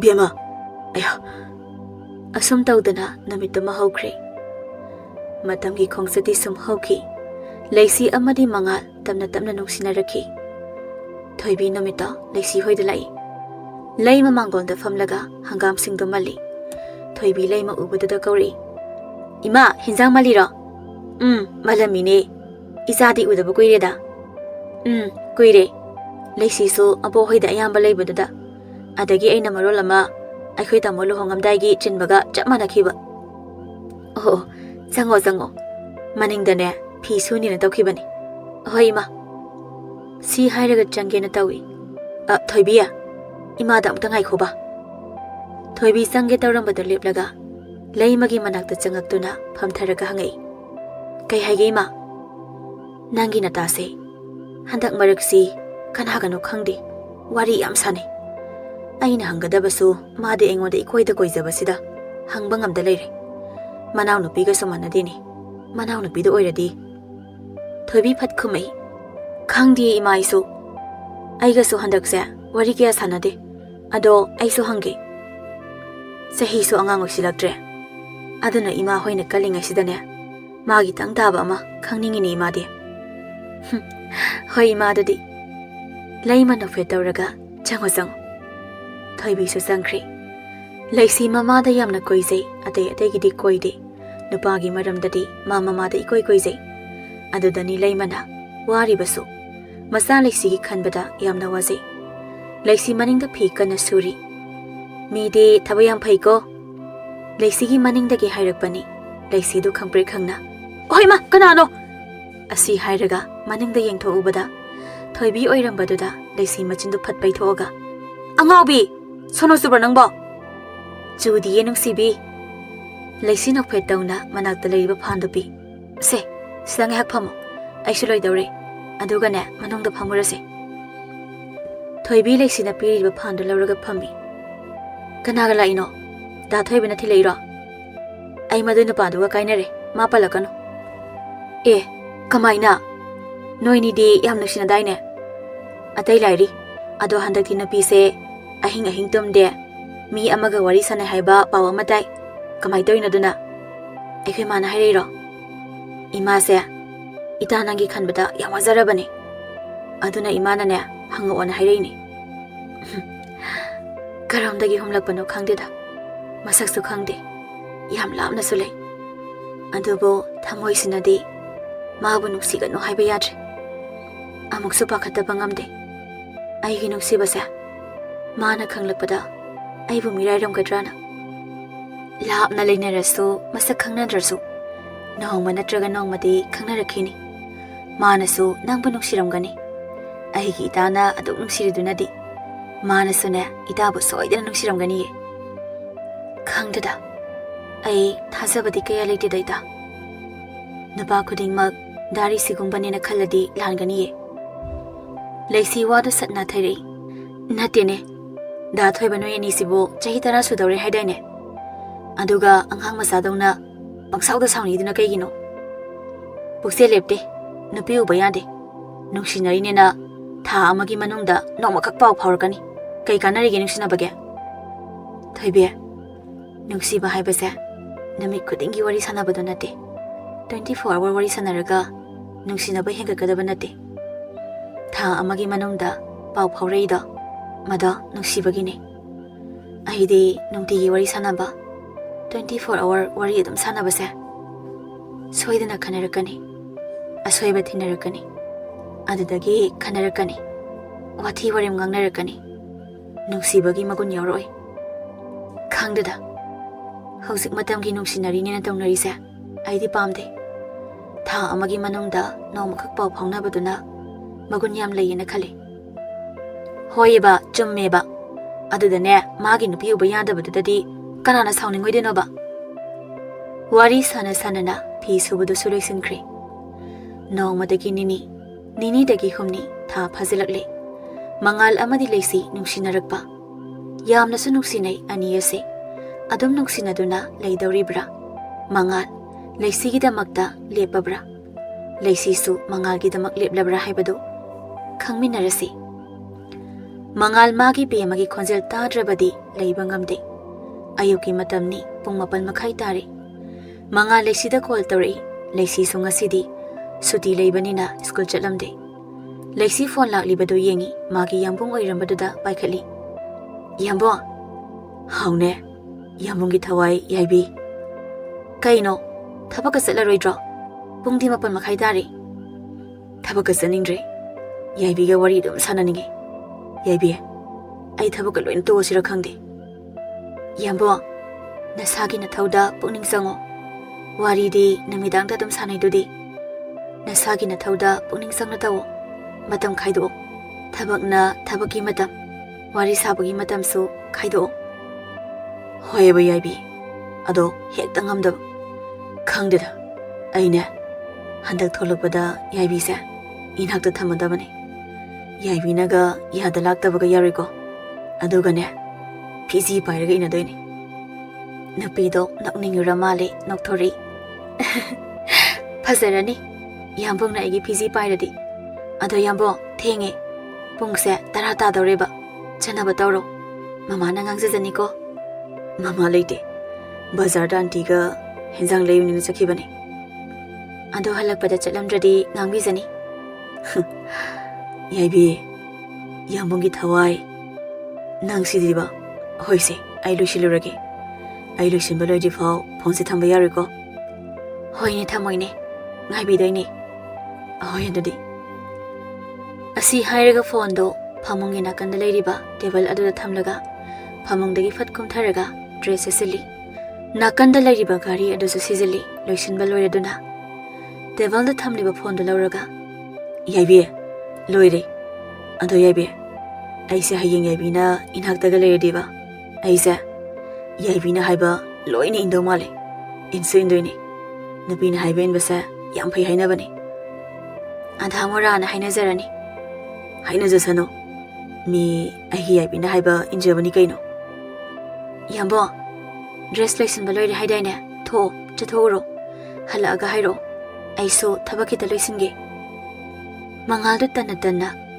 ꯍꯣꯏ ꯑꯗꯣ ꯐꯖꯅ ꯂꯩꯔꯝꯃꯨꯀꯣ ꯑꯩ ꯅꯠꯇꯕ ꯀꯅꯥꯝꯇꯒ ꯋꯥꯔꯤ ꯁꯥꯟꯅꯔꯝꯒꯅꯨꯀꯣ ꯀꯣ ꯌꯥꯏꯕꯤ ꯍꯣꯏ ꯕꯥ ꯊꯝꯃꯦꯀꯣ ꯉꯥꯏꯈꯣ ꯀꯩꯅꯣꯝ ꯋꯥꯠꯂꯝꯃꯤ ꯀꯩ ꯋꯥꯠꯂꯤꯒꯦ ꯂꯚ ꯌꯨ ꯂꯩꯁꯤ ꯈꯨꯝꯃꯛꯇꯕꯗꯨꯗ ꯈꯨꯝꯗꯦꯅꯦ ꯂꯚ ꯌꯨ ꯇꯨ ꯌꯥꯔꯦꯀꯣ ꯌꯥꯝꯕꯨꯡ ꯌꯥꯔꯦ ꯅꯨꯡꯁꯤꯕꯅ ꯑꯩꯒꯤ ꯌꯥꯏꯕꯤꯁꯦ ꯊꯝꯃꯦꯀꯣ ꯑꯁꯤ ꯍꯥꯏꯔꯒ ꯂꯩꯁꯤ ꯐꯣꯟꯗꯨ ꯀꯛꯏ ꯃꯉꯥꯜ ꯂꯩꯁꯤꯅ ꯐꯣꯟ ꯀꯛꯈꯤꯕꯗꯨꯗ ꯐꯣꯟꯒꯤ ꯁ꯭ꯀꯤꯟꯗꯨꯗ ꯌꯦꯡꯉꯤ ꯐꯣꯟꯒꯤ ꯁ꯭ꯀꯤꯟꯗꯨꯗ ꯂꯩꯁꯤꯒꯤ ꯐꯣꯇꯣꯗꯨꯗꯅꯤ ꯌꯦꯡꯂꯤꯕ ꯑꯁꯨꯛ ꯅꯨꯡꯁꯤꯕꯤꯁꯦ ꯃꯥꯅꯦ ꯃꯥꯗꯤ ꯑꯩꯒꯤ ꯊꯋꯥꯏꯅꯤ ꯇꯥꯟꯖꯥꯗꯨꯗ ꯁꯨꯅꯤꯇꯥꯅ ꯀꯅꯥꯗꯅꯣ ꯊꯋꯥꯏꯅꯤ ꯀꯥꯏꯅ ꯍꯥꯏꯔꯤꯕꯗꯨꯅ ꯃꯉꯥꯜ ꯃꯃꯥꯅ ꯑꯗꯨꯝꯅ ꯍꯥꯏꯔꯛꯄꯗꯨꯗ ꯐꯣꯟꯗꯨ ꯄꯣꯀꯦꯠꯇ ꯐꯠ ꯍꯥꯞꯆꯤꯜꯂꯒ ꯋꯥꯗꯨ ꯂꯩꯊꯣꯛꯑꯒ ꯏꯃꯥꯁꯦ ꯑꯩꯒꯤ ꯊꯋꯥꯏꯅꯤ ꯍꯥꯏꯕꯅꯤꯗ ꯆꯨꯝꯕꯨ ꯆꯨꯝꯗ꯭ꯔꯣ ꯏꯃꯥꯗꯤ ꯑꯩꯒꯤ ꯊꯋꯥꯏꯅꯤ ꯑꯁꯤ ꯍꯥꯏꯅ ꯍꯥꯏꯅ ꯀꯥꯗꯨꯗꯒꯤ ꯊꯣꯛꯈ꯭ꯔꯦ ꯉꯥꯏꯈꯣꯅꯦ ꯃꯅꯝ ꯅꯝꯗ꯭ꯔꯤꯅꯦ ꯑꯁꯤ ꯍꯥꯏꯔꯛꯄꯗꯨꯗ ꯃꯉꯥꯜꯗꯣ ꯆꯠꯂꯝꯕꯗꯒꯤ ꯃꯃꯥꯒꯤ ꯃꯅꯥꯛꯇ ꯂꯥꯛꯂꯒ ꯃꯅꯝ ꯅꯝꯍꯜꯂꯝꯃꯤ ꯑꯗꯨꯒ ꯆꯠꯈ꯭ꯔꯦ ꯁꯨꯅꯤꯇꯥ ꯃꯆꯥꯗ ꯌꯦꯡꯍꯧꯏ ꯃꯁꯤꯕꯨ ꯀꯔꯝ ꯊꯣꯛꯇꯧꯅꯣ ꯃꯁꯥꯒꯤ ꯊꯕꯛꯁꯤꯗ ꯁꯣꯏꯔꯛꯇꯅꯅꯦ ꯂꯝꯕꯤꯗꯅꯤ ꯊꯣꯏꯕꯗꯣ ꯊꯣꯏꯕꯤꯕꯨ ꯇꯥꯟꯅꯗꯨꯅ ꯀꯟꯅ ꯊꯦꯝꯃꯤ ꯊꯣꯏꯕꯤ ꯁꯦ ꯑꯩ ꯂꯥꯜꯂꯦꯕ ꯑꯩ ꯃꯇꯨꯡ ꯇꯧꯔꯔꯣꯏꯕ ꯅꯪꯅ ꯏꯀꯥꯏ ꯈꯪꯗꯕꯁꯦ ꯈꯪꯗꯦꯗꯀꯣ ꯍꯟꯗꯣꯛꯑꯣ ꯅꯨꯄꯥ ꯅꯣꯏꯁꯦ ꯊꯥꯖꯕ ꯌꯥꯕ ꯅꯠꯇꯦ ꯍꯟꯗꯣꯛꯑꯁꯦ ꯆꯠꯀꯦ ꯑꯁꯦꯡꯕꯅꯦꯕ ꯑꯩꯅ ꯍꯥꯏꯁꯦ ꯑꯩ ꯊꯣꯏꯅꯥꯎ ꯀꯅꯥꯅꯣ ꯈꯪꯗꯦꯕ ꯊꯣꯏꯅꯥꯎ ꯍꯥꯏꯗꯨꯗꯤ ꯂꯦꯝꯕꯒꯤ ꯁꯥꯏꯅꯦꯕ ꯅꯠꯇ꯭ꯔ ꯂꯦꯝꯕ ꯂꯦꯝꯕ ꯉꯛꯅ ꯍꯥ ꯅꯨꯄꯤ ꯀꯣꯏꯗꯦ ꯃꯇꯤꯛ ꯑꯩꯉꯣꯟꯗ ꯑꯃꯨꯛ ꯊꯣꯏꯕ ꯂꯦꯝꯕꯗ ꯑꯣꯟꯁꯤꯜꯂꯒ ꯃꯆꯤꯒꯗꯨ ꯈꯠꯆꯤꯜꯂꯤ ꯍꯣꯏ ꯍꯥꯏꯌꯣ ꯃꯇꯥꯒꯨꯝ ꯊꯣꯏꯕꯤ ꯃꯈ꯭ꯋꯥꯡꯒ ꯃꯦꯠꯂꯒ ꯊꯣꯏꯕꯒ ꯂꯦꯝꯕꯒꯅ ꯇꯧꯔꯤꯕꯗꯣ ꯌꯦꯡꯉꯤ ꯑꯗꯨꯒ ꯏꯪꯒꯤꯠꯀ ꯇꯧꯅꯔꯗꯅ ꯍꯦ ꯆꯥꯎꯈꯠꯇꯕ ꯅꯪꯅ ꯈꯜꯂꯤꯕ ꯋꯥꯈꯟꯗꯣ ꯅꯪꯅ ꯁꯥꯟꯅꯔꯤꯕ ꯗ꯭ꯔꯃꯥꯁꯦ ꯀꯩꯅꯣꯕ ꯍꯥ ꯁꯤ ꯍꯥꯏꯔꯒ ꯊꯣꯏꯕꯗ ꯂꯥꯛꯇꯅ ꯏꯜꯂꯤ ꯊꯣꯏꯕꯁꯨ ꯇꯨꯁꯤꯜꯂꯤ ꯂꯦꯝꯕ ꯃꯗꯨ ꯎꯕꯗ ꯄꯥꯈꯠꯅ ꯍꯩꯁ ꯏꯟꯒ꯭ꯔꯦꯅꯦ ꯑꯩꯉꯣꯟꯗ ꯑꯃꯨꯛ ꯏꯜꯂꯛꯇꯅꯅꯦ ꯑꯩꯕꯨ ꯆꯠꯍꯧꯕꯅ ꯐꯗꯣꯏꯖꯥꯠꯂ ꯊꯣꯏꯕꯤ ꯁꯥꯎꯅ ꯊꯣꯏꯕꯗ ꯌꯦꯡꯂꯒ ꯅꯪꯅ ꯁꯥꯟꯅꯔꯤꯕ ꯗ꯭ꯔꯃꯥꯗꯣ ꯑꯇꯣꯞꯄ ꯅꯨꯄꯤꯗꯗꯤ ꯌꯥꯔꯝꯕ ꯌꯥꯏ ꯑꯗꯣ ꯑꯩꯉꯣꯟꯗꯗꯤ ꯌꯥꯔꯣꯏ ꯃꯇꯨꯡ ꯃꯅꯥꯎ ꯑꯩꯒꯤ ꯇꯨꯡ ꯏꯜꯂꯛꯀꯅꯣ ꯑꯗꯨꯒ ꯐꯣꯟꯁꯨ ꯇꯧꯔꯛꯀꯅꯣ ꯅꯠꯇ꯭ꯔꯕꯗꯤꯅꯦ ꯅꯪ ꯀꯌꯥ ꯑꯐꯕ ꯑꯣꯏꯔꯣꯏ ꯑꯁꯤ ꯍꯥꯏꯔꯝꯂꯒ ꯊꯣꯏꯕꯤ ꯁꯥꯎꯅ ꯆꯠꯈꯤ ꯂꯦꯝꯕ ꯊꯣꯏꯕꯤꯅ ꯆꯠꯈꯤꯕꯗꯣ ꯌꯦꯡꯍꯧꯔꯒ ꯊꯣꯏꯕꯒꯤ ꯃꯅꯥꯛꯇ ꯄꯥꯈꯠꯄ ꯁꯥꯔꯒ ꯆꯪꯉꯛꯏ ꯊꯣꯏꯕ ꯁꯣꯛꯄ꯭ꯔꯣ ꯑꯁ ꯁꯤꯔꯝꯅꯤꯗ ꯁꯤꯍꯧꯗ꯭ꯔꯤꯁꯦ ꯂꯥꯏꯕꯛ ꯊꯤꯕꯅꯤ ꯑꯌꯣ ꯅꯨꯄꯤ ꯐꯪꯗꯕ ꯅꯪꯅ ꯉꯥꯡꯉꯤꯗꯣ ꯀꯩꯅꯣ ꯅꯪ ꯑꯩ ꯁꯣꯛꯑꯝꯗ꯭ꯔꯗꯤꯕ ꯅꯪ ꯈꯪꯒꯗꯕꯅꯤ ꯅꯪ ꯍꯣꯏꯁꯦ ꯅꯪ ꯁꯣꯛꯄꯗꯨꯗ ꯑꯩꯉꯣꯟꯗ ꯀꯩꯝꯇ ꯇꯧꯕ ꯉꯝꯃꯣꯏꯗꯕꯗꯣ ꯈꯪꯉꯦꯕ ꯑꯗꯨꯏꯅꯤ ꯂꯥꯛꯑꯣꯁꯦ ꯁꯤ ꯍꯥꯏꯔꯒ ꯆꯤꯡꯈꯠꯂꯤ ꯑꯌꯣ ꯂꯦꯝꯕ ꯅꯪꯕꯨ ꯑꯩ ꯍꯥꯠꯂꯒꯦ ꯍꯥꯏꯕ꯭ꯔꯣ ꯍꯥꯠꯂꯣꯏꯌꯦ ꯁꯣꯏꯁꯦ ꯍꯤꯗꯥꯛ ꯍꯥꯞꯄꯨꯁꯦ ꯅꯨꯄꯥꯅꯕꯨ ꯅꯨꯄꯥ ꯃꯥꯟꯗꯦ ꯊꯣꯏꯕꯁꯨꯅ ꯍꯦꯟꯅ ꯍꯥꯏꯔꯛꯏ ꯍꯣꯏꯗ ꯅꯪꯉꯣꯟꯗ ꯅꯠꯇ ꯇꯧꯕꯅꯤꯀꯣ ꯅꯪ ꯑꯣꯐꯤꯁꯇꯅꯤ ꯃꯉꯥꯜ ꯂꯦꯞꯇꯣꯞꯇ ꯀꯟꯅ ꯃꯥꯒꯤ ꯊꯕꯛꯇꯨ ꯇꯧꯔꯤ ꯇꯥꯟꯖꯥꯗꯨꯗ ꯃꯥꯒꯤ ꯐꯣꯟꯗꯨ ꯔꯤꯡꯂꯛꯏ ꯃꯗꯨ ꯎꯕꯗ ꯃꯉꯥꯜ ꯀꯣꯜꯗꯨ ꯄꯥꯏꯈꯠꯂꯤ ꯍꯜꯂꯣ ꯁꯔ ꯑꯣꯀꯦ ꯁꯔ ꯀꯩꯗꯧꯉꯩꯗꯒꯤ ꯂꯥꯛꯑꯣ ꯍꯥꯏꯕꯅꯣ ꯁꯔ ꯑꯣꯀꯦ ꯁꯔ ꯍꯌꯦꯡ ꯑꯣ ꯂꯥꯛꯅꯕ ꯇꯧꯖꯔꯒꯦ ꯑꯣꯀꯦ ꯑꯁꯤ ꯍꯥꯏꯗꯨꯅ ꯐꯣꯟꯗꯨ ꯊꯝꯈ꯭ꯔꯦ ꯐꯣꯟꯗꯨ ꯊꯝꯈ꯭ꯔꯕ ꯃꯇꯨꯡꯗ ꯃꯉꯥꯜ ꯁꯣꯔ ꯑꯁꯥꯡꯕ ꯑꯃ ꯍꯣꯟꯗꯣꯛꯑꯒ ꯀꯩꯅꯣ ꯑꯩꯈꯣꯏ ꯂꯩꯕꯥꯛꯁꯤꯗ ꯇꯧꯅꯔꯤ ꯃꯌꯥꯝꯁꯤꯕꯣ ꯊꯕꯛ ꯃꯐꯝꯗ ꯂꯩꯔꯗꯤ ꯕꯦꯝꯃꯒ ꯋꯥꯔꯤ ꯁꯥꯟꯅꯕꯁꯨ ꯌꯥꯔꯣꯏ ꯊꯕꯛꯀ ꯂꯣꯏꯅ ꯇꯣꯛꯅꯤꯡꯉꯤꯗꯩ ꯑꯁꯤ ꯍꯥꯏꯔꯒ ꯂꯦꯞꯇꯣꯞ ꯂꯣꯝꯗ ꯃꯥꯏ ꯑꯃ ꯑꯣꯟꯁꯤꯜꯂꯤ ꯅꯨꯃꯤꯗꯥꯡꯒꯤ ꯃꯇꯝꯅꯤ ꯂꯩꯁꯤ ꯅꯨꯃꯤꯗꯥꯡꯒꯤ ꯊꯕꯛ ꯀꯟꯅ ꯂꯣꯏꯁꯤꯜꯂꯤ ꯇꯥꯟꯖꯥꯗꯨꯗ ꯂꯩꯁꯤꯒꯤ ꯐꯣꯟꯗꯨ ꯔꯤꯡꯂꯛꯏ ꯂꯩꯁꯤ ꯐꯣꯟꯗꯨ ꯎꯕꯗ ꯃꯥꯒꯤ ꯌꯥꯝꯕꯨꯡꯒꯤ ꯑꯣꯏꯔꯝꯕꯗꯨꯗ ꯄꯥꯏꯈꯠꯂꯤ ꯌꯥꯏꯕꯤ ꯌꯥꯝꯕꯨꯡꯒꯤ ꯊꯋꯥꯏ ꯍꯥꯎꯅꯦ ꯌꯥꯝꯕꯨꯡ ꯍꯜꯂꯛꯑꯕꯣ ꯍꯜꯂꯛꯑꯦ ꯂꯝꯕꯤꯗ ꯂꯩꯔꯤ ꯅꯣꯡ ꯆꯨꯔꯛꯇꯅ ꯒꯥꯔꯤ ꯊꯧ ꯌꯥꯗꯗꯅ ꯂꯩꯔꯤ ꯑꯗꯣ ꯌꯥꯝꯕꯨꯡ ꯅꯣꯡ ꯆꯠꯍꯟꯒꯅꯨꯀꯣ ꯌꯥꯝꯕꯨꯡ ꯍꯣꯔꯦꯟ ꯑꯃꯨꯛ ꯅꯥꯇꯣꯟ ꯐꯨꯟꯅꯦꯕ ꯑꯩ ꯌꯥꯏꯕꯤꯁꯦ ꯅꯨꯡꯁꯤꯕꯅ ꯅꯪꯒꯤ ꯌꯥꯕꯨꯡꯁꯦ ꯀꯩꯝꯇ ꯇꯧꯔꯤ ꯑꯗꯣ ꯕꯦꯝꯃ ꯃꯤ ꯌꯥꯝ ꯅꯥꯅꯩꯀꯣ ꯅꯪꯗꯤ ꯅꯥꯍꯟꯕ ꯌꯥꯗꯦꯀꯣ ꯅꯪ ꯅꯥꯔꯗꯤ ꯌꯥꯝꯕꯨꯡ ꯋꯥꯅꯦꯕ ꯅꯥꯔꯣꯏ ꯌꯥꯝꯕꯨꯡ ꯑꯗꯣ ꯊꯕꯛ ꯃꯌꯥꯝꯁꯤꯗ ꯑꯩ ꯄꯥꯈꯠꯂꯦ ꯌꯥꯝꯅ ꯌꯥꯏꯕꯤ ꯀꯩꯗꯧꯔꯒꯦ ꯑꯗꯣ ꯌꯥꯏꯕꯤ ꯅꯣꯡꯁꯤ ꯈꯔ ꯄꯥꯊꯔꯦ ꯑꯗꯨꯅ ꯑꯩ ꯌꯨꯝ ꯌꯧꯔꯒ ꯇꯧꯔꯛꯑꯒꯦꯀꯣ ꯇꯨꯝꯃꯝꯒꯅꯨꯀꯣ ꯉꯥꯏꯔꯝꯒꯦ ꯊꯝꯃꯦꯀꯣ ꯌꯥꯝꯕꯨꯡꯒꯤ ꯊꯋꯥꯏ ꯑꯁꯤ ꯍꯥꯏꯔꯒ ꯊꯝꯈ꯭ꯔꯦ ꯂꯩꯁꯤ ꯐꯣꯟꯗꯨ ꯅꯥꯀꯟꯗ ꯌꯦꯞꯁꯤꯟꯈ꯭ꯔꯦ ꯑꯗꯨꯒ ꯊꯕꯛꯇꯨ ꯂꯣꯏꯁꯤꯜꯂꯤ ꯁꯨꯅꯤꯇꯥ ꯐꯣꯟꯗ ꯋꯥꯔꯤ ꯀꯟꯅ ꯇꯧꯔꯤ ꯅꯠꯇꯦꯅꯦ ꯑꯗꯨꯛ ꯌꯥꯝꯕ ꯄꯩꯁꯥꯗꯨꯕꯨ ꯀꯩꯗꯧꯒꯦ ꯍꯥꯏꯅꯣꯕ ꯃꯔꯨꯞꯀꯤꯅꯦ ꯏꯃꯥ ꯑꯩ ꯅꯤꯡꯉꯣꯜ ꯆꯥꯛꯀꯧꯕ ꯂꯥꯛꯄꯗꯨꯗ ꯁꯤꯡꯒꯠꯂꯛꯀꯦꯕ ꯕꯨꯡꯉꯣꯗ ꯍꯥꯏꯗꯧꯁꯨ ꯃꯥꯒꯤ ꯄꯨꯂꯤꯁꯀꯤ ꯋꯥꯍꯪꯗꯣ ꯇꯧꯔꯛꯀꯅꯤ ꯇꯜꯂꯦꯕ ꯑꯩ ꯏꯃꯥꯒꯤ ꯑꯦꯀꯥꯎꯟꯗꯤ ꯅꯧꯄꯥꯗ ꯂꯣꯏꯅ ꯁꯤꯟꯅꯈ꯭ꯔꯤ ꯅꯪꯉꯣꯟꯗ ꯄꯩꯁꯥ ꯊꯥꯈ꯭ꯔꯁꯨ ꯃꯉꯣꯟꯗ ꯑꯗꯨꯝ ꯐꯪꯅꯤ ꯑꯗꯨꯅꯅꯦ ꯅꯧꯄꯥ ꯅꯨꯄꯥꯗ ꯍꯥꯟꯅ ꯍꯪꯕꯅ ꯐꯒꯗ꯭ꯔꯥ ꯈꯜꯂꯤꯀꯣ ꯏꯃꯥꯗꯤ ꯑꯁ ꯑꯩꯕꯨ ꯕꯨꯡꯉꯣꯗ ꯍꯥꯏꯗꯧꯁꯦ ꯇꯜꯂꯤꯗ ꯇꯥꯟꯖꯥꯗꯨꯗ ꯃꯉꯥꯜ ꯆꯪꯉꯛꯏ ꯕꯨꯡꯉꯣꯁꯨ ꯍꯜꯂꯛꯏ ꯏꯃꯥ ꯑꯩ ꯆꯥꯛ ꯂꯥꯝꯃꯦ ꯆꯥꯛ ꯊꯤꯔꯝꯃꯣ ꯑꯩ ꯗ꯭ꯔꯦꯁ ꯑꯝꯇ ꯍꯣꯡꯗꯣꯛꯈꯤꯒꯦ ꯂꯣꯏꯅꯁꯨ ꯆꯣꯠꯂꯦ ꯍꯣꯏ ꯏꯃꯥ ꯊꯤꯔꯝꯃꯒꯦ ꯃꯉꯥꯜꯁꯨ ꯃꯥꯒꯤ ꯀꯥꯗ ꯆꯪꯈ꯭ꯔꯦ ꯕꯨꯡꯉꯣꯁꯦ ꯑꯣꯐꯤꯁꯇꯒꯤꯅꯦ ꯇꯦꯟꯁꯟ ꯈꯔ ꯂꯩꯔꯛꯄ ꯃꯥꯜꯂꯤ ꯏꯃꯥ ꯊꯝꯃꯦꯀꯣ ꯏꯕꯦꯝꯃ ꯍꯣꯏ ꯏꯃꯥ Asi hairaga phone do thamkhre. Mangal dress hongba loiraga tholei aduga chair do chingthoga phami. Sunita masana pagi cha adu phajana semlaga puthore. Mangal maithong do matha sabagi maithong ni. Machagi maithong khangba mamani. Sunita nakanda thariba chair do chingthokduna phamlaga. Machana chakchaba horiba do yenglaga. Bungo kaidawre ngasidi isasi. Kaino isagi maithong sibu.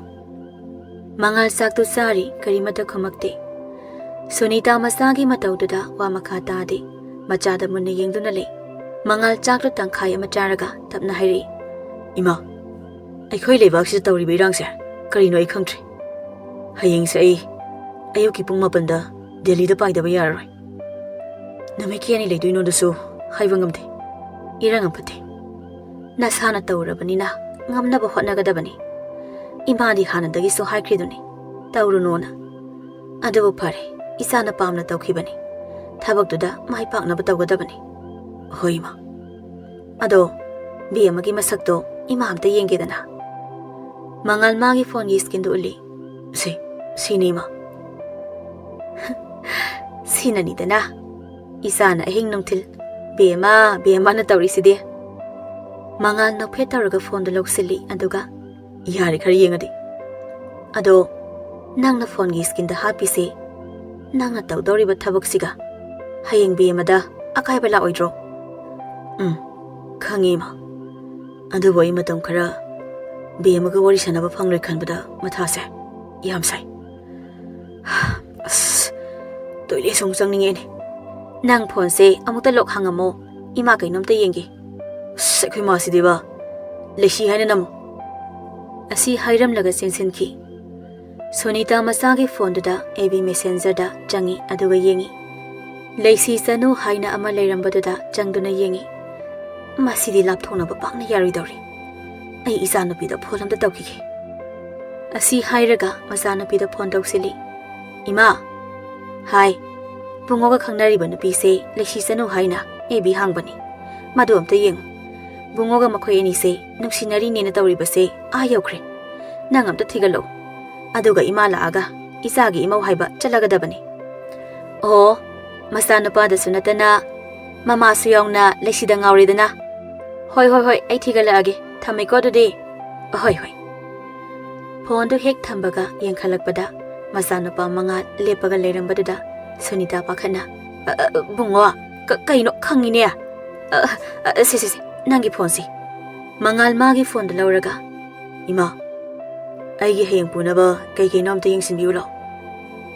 Sunita su masanapan haibaduda masanapa gi pirol kai kado hapchili. Mangal sumagi mapot no chei hapchili. Tanjaduda mangal gi phone ring lai. Be manungsibi thawai haina maming hekta hairakpaduda Sunita do masanapa da yengi. Mamagi mi yeng khangwa mangal phone do silent khat thamki aduga thabak tulushili. Sunita sumasagi punaba pose ke kalushin baloiraba aduda thokri. Mangal phamung da sangi phone gi skin da yengi. Pungdi Anita duna leirami. Aduna magi bema da phone da tawdre. Tumla sanu khaladuna. Somdana leisido tumba yaramde wakhanda sukhali. Yambung dubo ngairamo hairamlaga. Ayan to call sapaide. Call back su tawrakte kaidaro sano. Aibo tawsirane. Tawreda. Mina wari saningtraga. Ainaga sasaningba mani. Asi khana wakhanda yam nungairamde.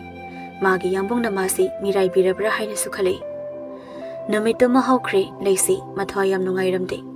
Ayuksu magi yambung na call tawduna adum hawdok pirakpani. Ngasidi hawdok pirakte. Leisi mamitagi mapi tare. Yambung kaino nang tawri basibo. Asi khalaga leisi mangal da call tawi adubu mangal phone do pairakte. Leisi sauna kapli tawna phone do phamung da langsilam laga thokre. Laima masagi ka do waita seli machagi phone lakpagi ring do tabada. Laima machabu kauri. Ibema imagi leisi tabro. Leisi su mama na kauri badu taraduna mamagi manakta changi. Kai hagi ma nangi phone se ngasai di ni khingi se amukta payune. Leisi magi phone gi skin do da yengi. 10 miss call yambung. Amukasu tauri. Laisi mamagi manaktagi khara tholaaga honda pai. Yai. Yambung do. Ngarang thabak loibada pung theng lerame. Aduna ido. Ngasi oina tauragena adum potharaba. Behemana tumbadusu thugai ningdraba. Laisi asabu utabida hari. Yambong. Aigi miss call di kaya leramge. Haikibada ngaktabi laisi nate. Ai ngasi ahingse. Tamdabida nongan kibane. Aina ngai ni hairabadi adum ngai bane. Adubu Mangandu wathali. Abima, ai soikrese. Sorry. Matung taureba. Ai yam lankre. Ngarangse. Thabaki tension ga aduga imaga su wari sanaraga leithokre. Aduine. Haida. Kaisu kaidida. Yabi. Nang saurno base. Ai soikreba. Laisi makondo kapning taurabani. Yambong. Kaigino aina yambong se. Asuki matik thazariba. Sakhang basunate. Ohida balairabadi. Ngaling aida. Laptop na hausi yambong. Yangobi. Yambong na nungsiri si Warrior bro. Ha. Garang ina call tau da waibo adu waro bahuna bro. Ai di handak Manipur da tholakpada yambong na ne. Ai gi ai bisa pudana ga chaloi. Aduga yai bina yadabase yaroi. Ai di lord kinina. Ai de amuka. Ai di ne cover da hapakani. Laisi sanuna ibu kauraga madi lord kre kaina. Thiba phangdana ba lotoi ni. Ado yai. Karigumba nangna nangi yambung mu thado amaga. Atopa nupada yunga pankraba. Mi ataidi nungaina palo kaina hainidana. Ado aidi hairoi. Manipur gi konungda aduda chalagane. Lafoi chang thopadu kalidana. Aigi thamoibu thugairambagi yaibigi punsise nungaiba phangdaba oyu haiduni. Kaihino dade. Phagiro. Asuk nungsibi nangna lamlanbagi oikraga ai kamaina yengamdoino. Arai bro. Aina nungsise. Is tarai naga bor piramgadro. Sap oina tarungadamni. Adugani yaibi. Nungsinaraga magi nungsijabiduna atopa nupada mayum pankraga nungaya fana palo haido. Moido thamoi singna nungsiba nate. Kaigi bor piduno. Aidi mado sumya yaningde. Mayangkok Meetei kok oirabanina amuka. Mayangkok Meetei kok oirabanina phajana singene nangso. Is singdeko. Aingondaidi yaini yam thini heli singba. Adu yai. Ai ngasisa Delhi da sapatare. Pung kayadano? Mapandane. Adudi tabu tadawri yambong. Tadawri. Adu yai. Sumaina nungti wari sabadi yaroi. Maramdi ekhoi number singse tek loina tawdoini. Tha phana su leroi. Ado nang phajana leiramuko. Ado yai. Nami lekai koiramganuko. Yambongi thabakta mai paknaba chatpiyuro. Aduga yambongi yaidine. Yambong nataba kanamtagi su oiroi. Yambong ngairamdoini. Phattaba tagano. Mina phattaba ngangasu thajaganu yai. Yambongdi yaigini. Yaisu yambongini. Nungsi. Ado pungsisu yasilaktre. Yambong loisilukigeko. Phajana chatluko yambong. Yaubaga message thargeko. Phajana layuko. Nami lekai koinuko. Love you. Nungsibana ahi thawai. Thamo yambong matam siyadre. Thamiko. Phone do thamnakre. Phone thamnakibaga leisigi message amalai. Yambong isau su khara tawkre. Yambong satlamdaida isau masa ama tawkre. Khangmadabaine saunuko. Ado nangi yai lei haibase yambong kaunuko. Aisu yambongbu kauba leiroi. Phajana chatluko. Mangal message ama phathali. Waro saubi ningolgi haibai saido. Toina tawko thawai. Nungsibe. Nungsibana. Yambong thengi chalukiyeko. Phajana leremko bema. Message to thakre send tawkre. Namito hokre. Ayuki matamni. Lemba kamngang tawduna hairi. Aigi laibakse kaino ba? Nupi singsida sungya ya bideme. Atai nupa dawna nupi mayam koibadasu natteba. Kamngang taw kon taingde. Sakse thongla. Kamngang tawna kanaroi. Ai se mai nupi dawna chak thong waina. Ai su ba khangde. Noi di ani hum koiba. Aigina. Ai wari si sanaba loi khige tawbani da lemba. Yam taning deba. Ha. Masak siga. Nupi singsisu adum yaine. Asigi yong mathun manba nupa asna bu harde. Tanjada da risi put phausile. Kaidore. Noini na aduyam lawnai duna. Lembana. Iyamba. Nangdi nai leiramena. Nahan ki kai leiruge ba. Koirengei da dukal ama hangi. Aduda phamba yauri. Thoibana. Phone duna chatiduna kaige. Kaikre. Phone do sana ponina pangtu da thugai bi sana leiraboire. Risi khaurang na hangi. Ado lishido kamai tawrige. Ningdi ningsingi boire. Balagam daingde. Hoi sume. Noi mayam na ingonda lana ui haiba. Ufam su thoi. Adubo awawa na masaru oira abi mahakdo. Inakta amu mana wana legadabado. Madugi ai nuksina. Mabu lapnaba takhibane. Aina sinjabane. Aina loina honajabane. Ha. Noi animal aina amata yaningde. Ai budi noina hairi. Nupi phangde haina. Adubo ai tasengna tale. Hauzik matamgi nungsiba phagi tare. Matamduda leishina wakhibado. Chani thangni khangdana laire khangasu chamanana hotna minar loire khalaga dari sigidamakta lepkhibaniko. Aduga dari sidi nongma leishido engonda call tawraga magi pendabado engonda phongdome. Noi papti puni. Asi hairaga manapta chingkhalaga. Kapu kapningi. Pise natonde oina tare tawrise. Thoibana. Wata se kinna loisinba darkar oidera. Phagi dahale. Rishina. Yari si toose. Noigi wari si tabada yamna wari. Ngasidi kay kino khara tawsi kaino. Thoibana. Yaine thakdaba kuire. Lembana. Hore noi nisa khaibungadi oirakanugo. Rishina. Nangsu thakdaba yari ngasidi. Nungai na ngasi. Asi hairaga ahomda noi. Phondani kana khanari. Nangna yamna koiba chaningi si kaigino ba. Leisina. Hayeng koiba chatpagi program aina hokibro. Da thoiba noi ni na horapa natra. Aduga hayeng da ngaira kansida kaino bada dana haido. Ho du baba. Aidi yauro heba. Noi humne adum chatluro heba. Aidi kharigi dada yarok tabadu da chatoiba. Chatloina. Asi hairaga phone do off thamkre. Risi call amuk tawsili off hairak padada. Masi sono si boibu. Asomdana thoibina. Kaidare ama phone silang slaisina. Hayeng do da thoiba noi ni chaluro. Nangdi kaidarage dari sisu laktoini. Laare ma loi habne. Hausik tani da thoiba phone thamkhibada ngairi ko.